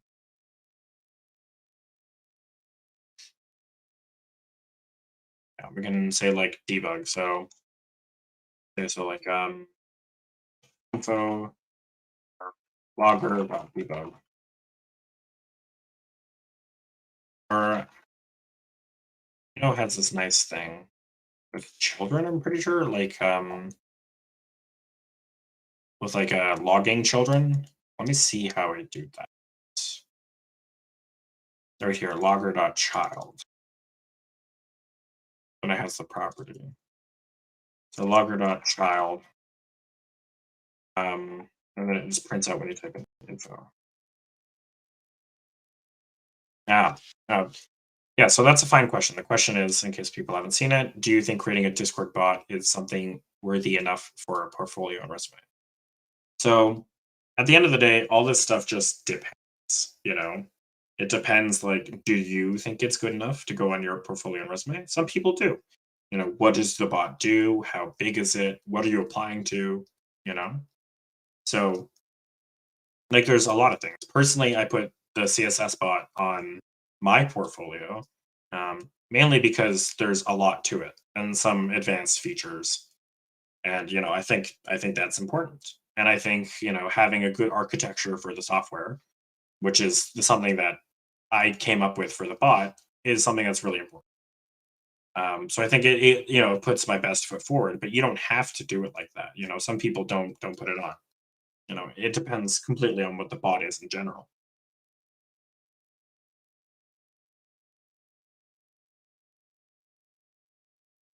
Mm.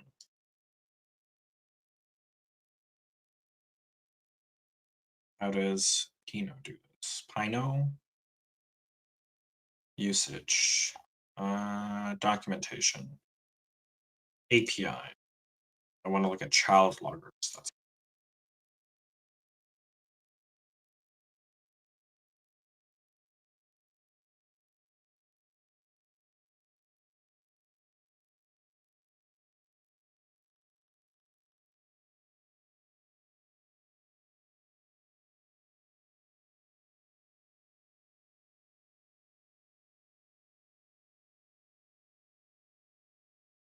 Mm.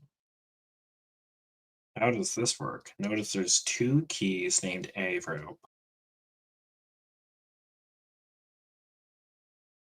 The subchild properties. Okay, when you make two children. Okay. I don't care that much. I'm just gonna do info. Um,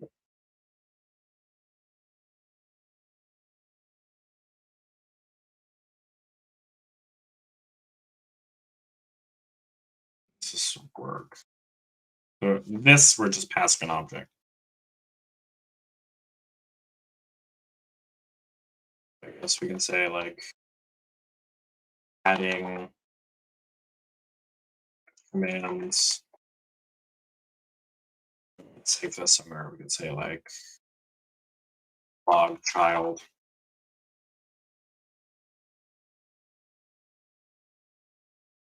Mm.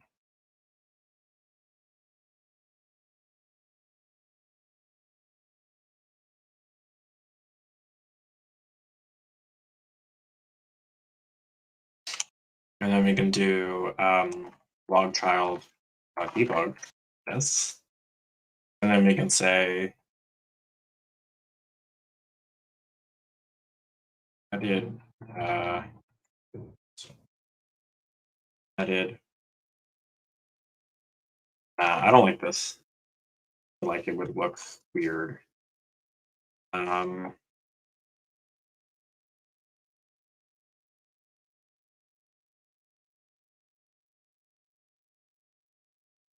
I want good debug messages, but I don't know how I want to write that.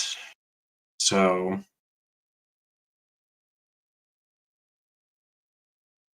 just where? Oh, it adds it back. Okay, that's whatever. Um, info or logger dot debug. So like this, like add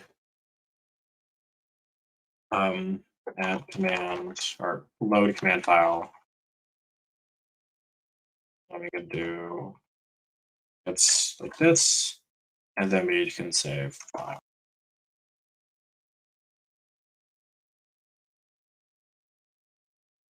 I guess if we're being specific, we'd say file path. Okay. Yeah. So then that logs that debug, and if debug is off, it doesn't show that. And then now we can do the exact same thing down here.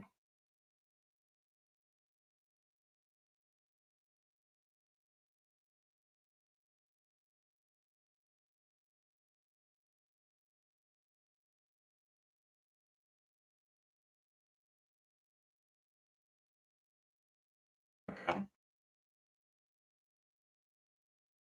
So let's finish commenting. So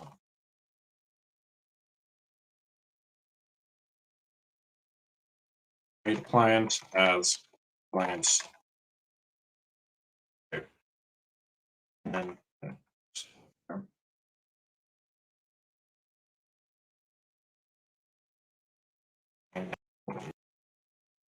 import and load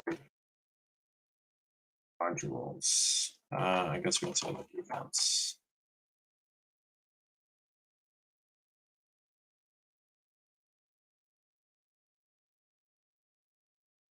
This is events. These are commands.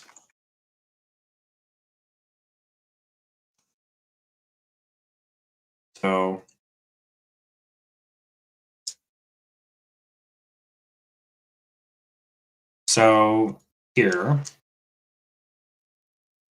this gets it from the dispatcher. So if we leave the commands, we change this modules in the client type back to commands, which was originally what it was, then we can just leave that as the commands dispatcher.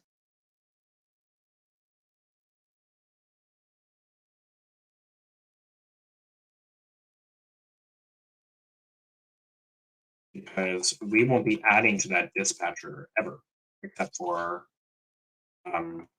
or we're only adding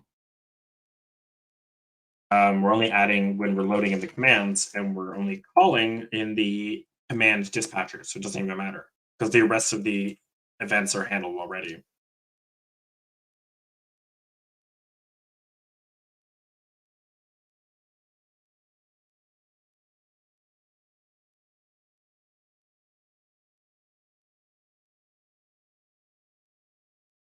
So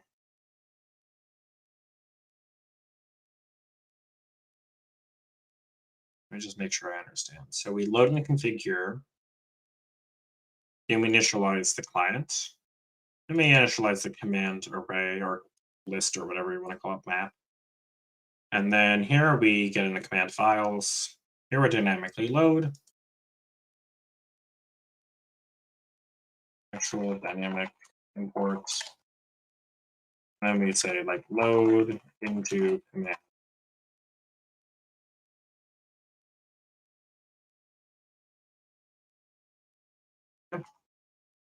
And then we can say here, we can say like event files or like a array of event files where files end in yes and are enabled. Perfect.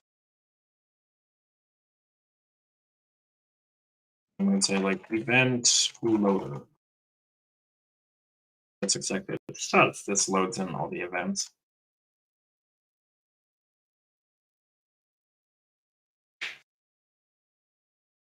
Hmm.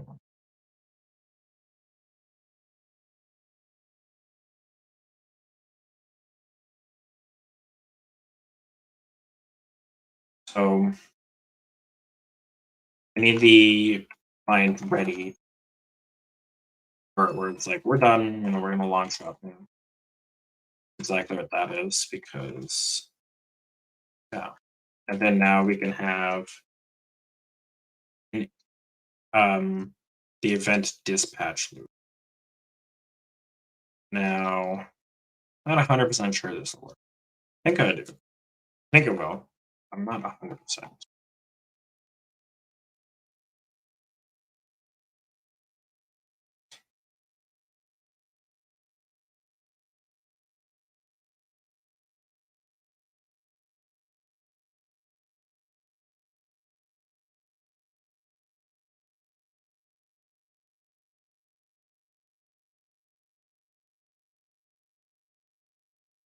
Ready event. So I can say here, say, client started, or like bot is ready.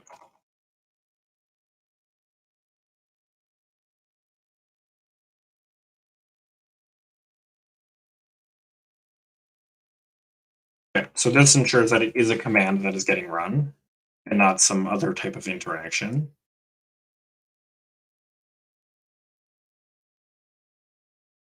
And then, try to run it as an executable, like try to execute it, command interaction. Hmm.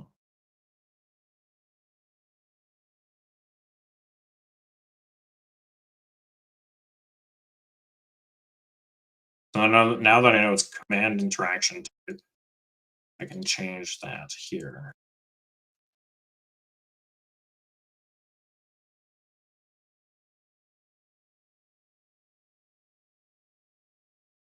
So, and oops, interaction type. I'm okay. I don't need more followers. I'm just chilling. And it says cache. Say something like that. Yeah, so cached extends cache type. Let's just make sure. Let's double check cache type. So then we'll also import here. We'll import cache type.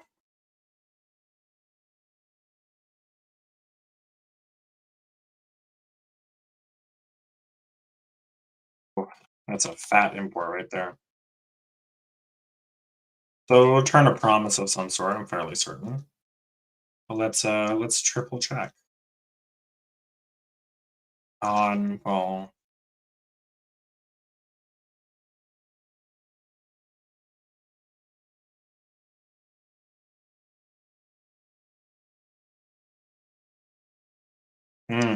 Here it's really client is any type or command is any type. Well, I guess that's my fault.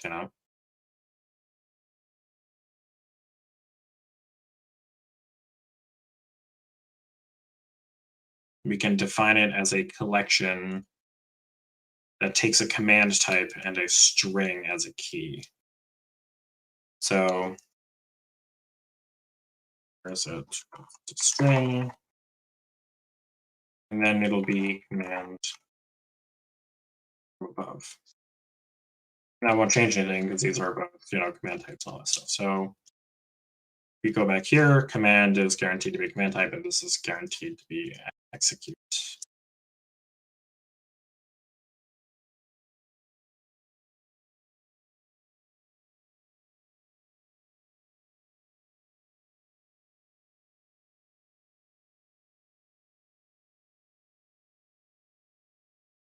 And it says a try catch. So try this, and then catch an error. I want to do, because it depends on the error. Logger, and then here it'll say like logger.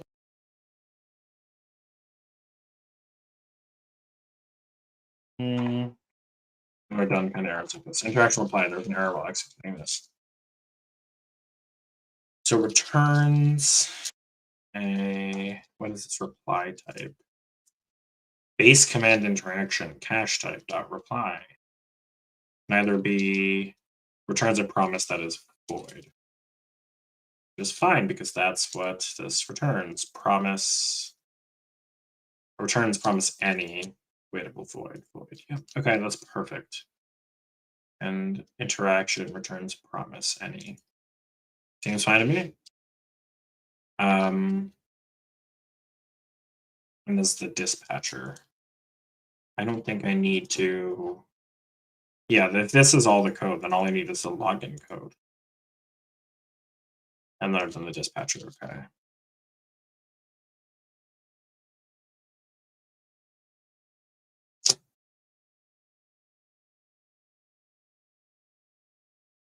Okay, and then let's go in down here. And then let's go. And let's say config P config, and then it would be API. And I believe that'd be it. I don't think I'm going to test today. Start of this. And then I think I can just get rid of this.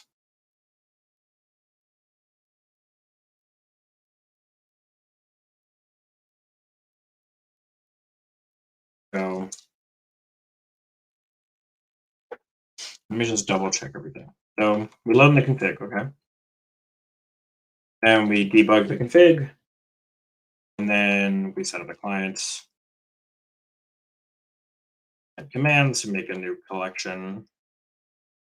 Collection is string as key, and then command type as value. Then we read in all the files, async or completely synchronously, and then filter them out if it ends with .ts. And then the feature is in featurization. And then we add it to the dispatch right here. So we add it into the command. So we get the path, import it, and then we add in here so that the name there and the value, the key and value. And then we do the same thing with events.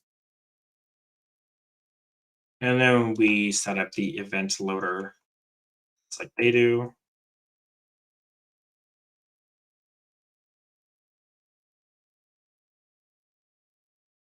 Um, yeah, no worries about asking off-topic questions here. It's totally fine.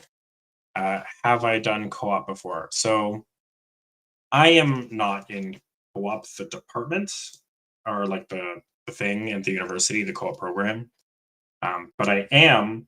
I have done internships, which is similar to co-op. Co-op is like the university helps you get a job. Internships are the job, and I've done them completely by myself. Like I've gotten myself these jobs. I've done a bunch of technical interviews. I've done them with like Duolingo and Cisco and Tesla and a bunch of companies.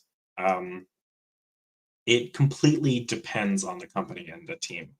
Some technical interviews, yeah, that's great advice from.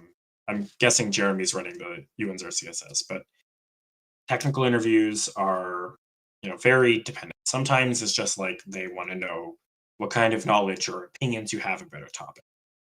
Sometimes they want to know more specifics. They want to like sometimes you can be given a scenario like if this happens, what do you do? For example, one time I was asking an interview like if we open up a server to the public internet, how do you like secure it? That was an interview question I had once. And then sometimes you get like leak code style questions, which are like algorithmic questions. They're very difficult math questions, and you have to do them in front of them. And sometimes you get like a weird mixture of the two, where it's like some weird trivia. So one time I had this question that was like, when you type in google.com in the search bar, what happens on a networking level? You know, and so I explained like what goes top down. Like when I click google.com, like oh, application layer does this, transport layer does this, and so on and so forth. And it was all right. So it really depends. Some companies are known for being like super leak code heavy. Amazon is a big one. Amazon and Google and Facebook, they're all very like leak code, leak code, leak code. But not all of them are like that.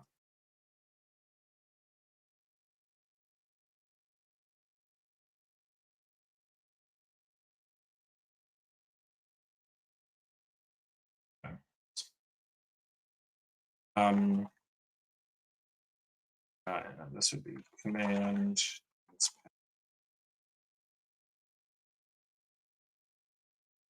Type log in.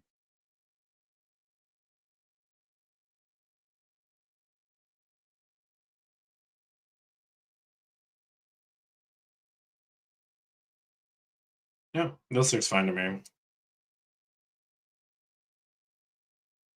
I am going to. Yeah, the guide is pretty good. It's a little outdated, but the co-ops and career section, I don't think is outdated. Yeah, a bunch of stuff has been changed.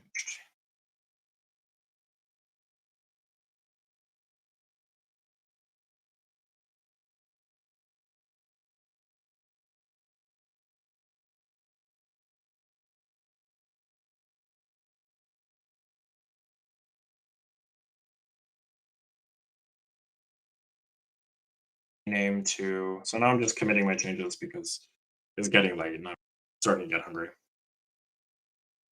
Okay, so what am I renaming this to? So I renamed modules to command.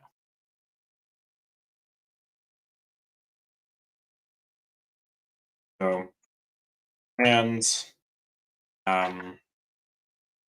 this rename is, oops, misspelled rename. It's a part of, what is it a part of? It is a part of splitting, loading events and commands, whoops, and separate. This separation lets us have more organized rules.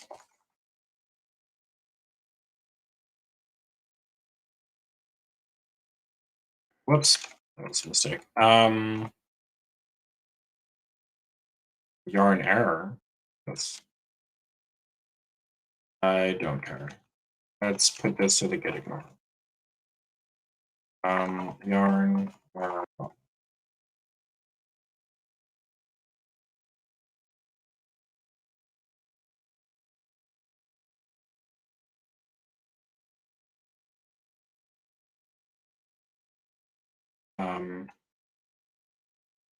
So, oops. Add type definitions.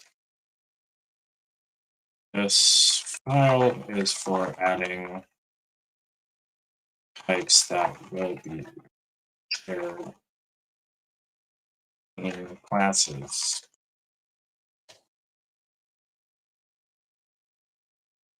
Okay.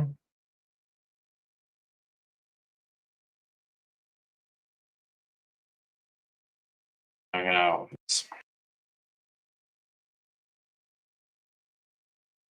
add event and command and then coding.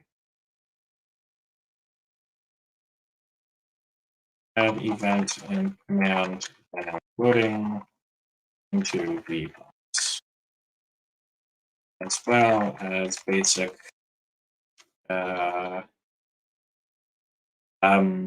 as long as stuff. This is untested, but probably. I push my changes. That's done. Yeah.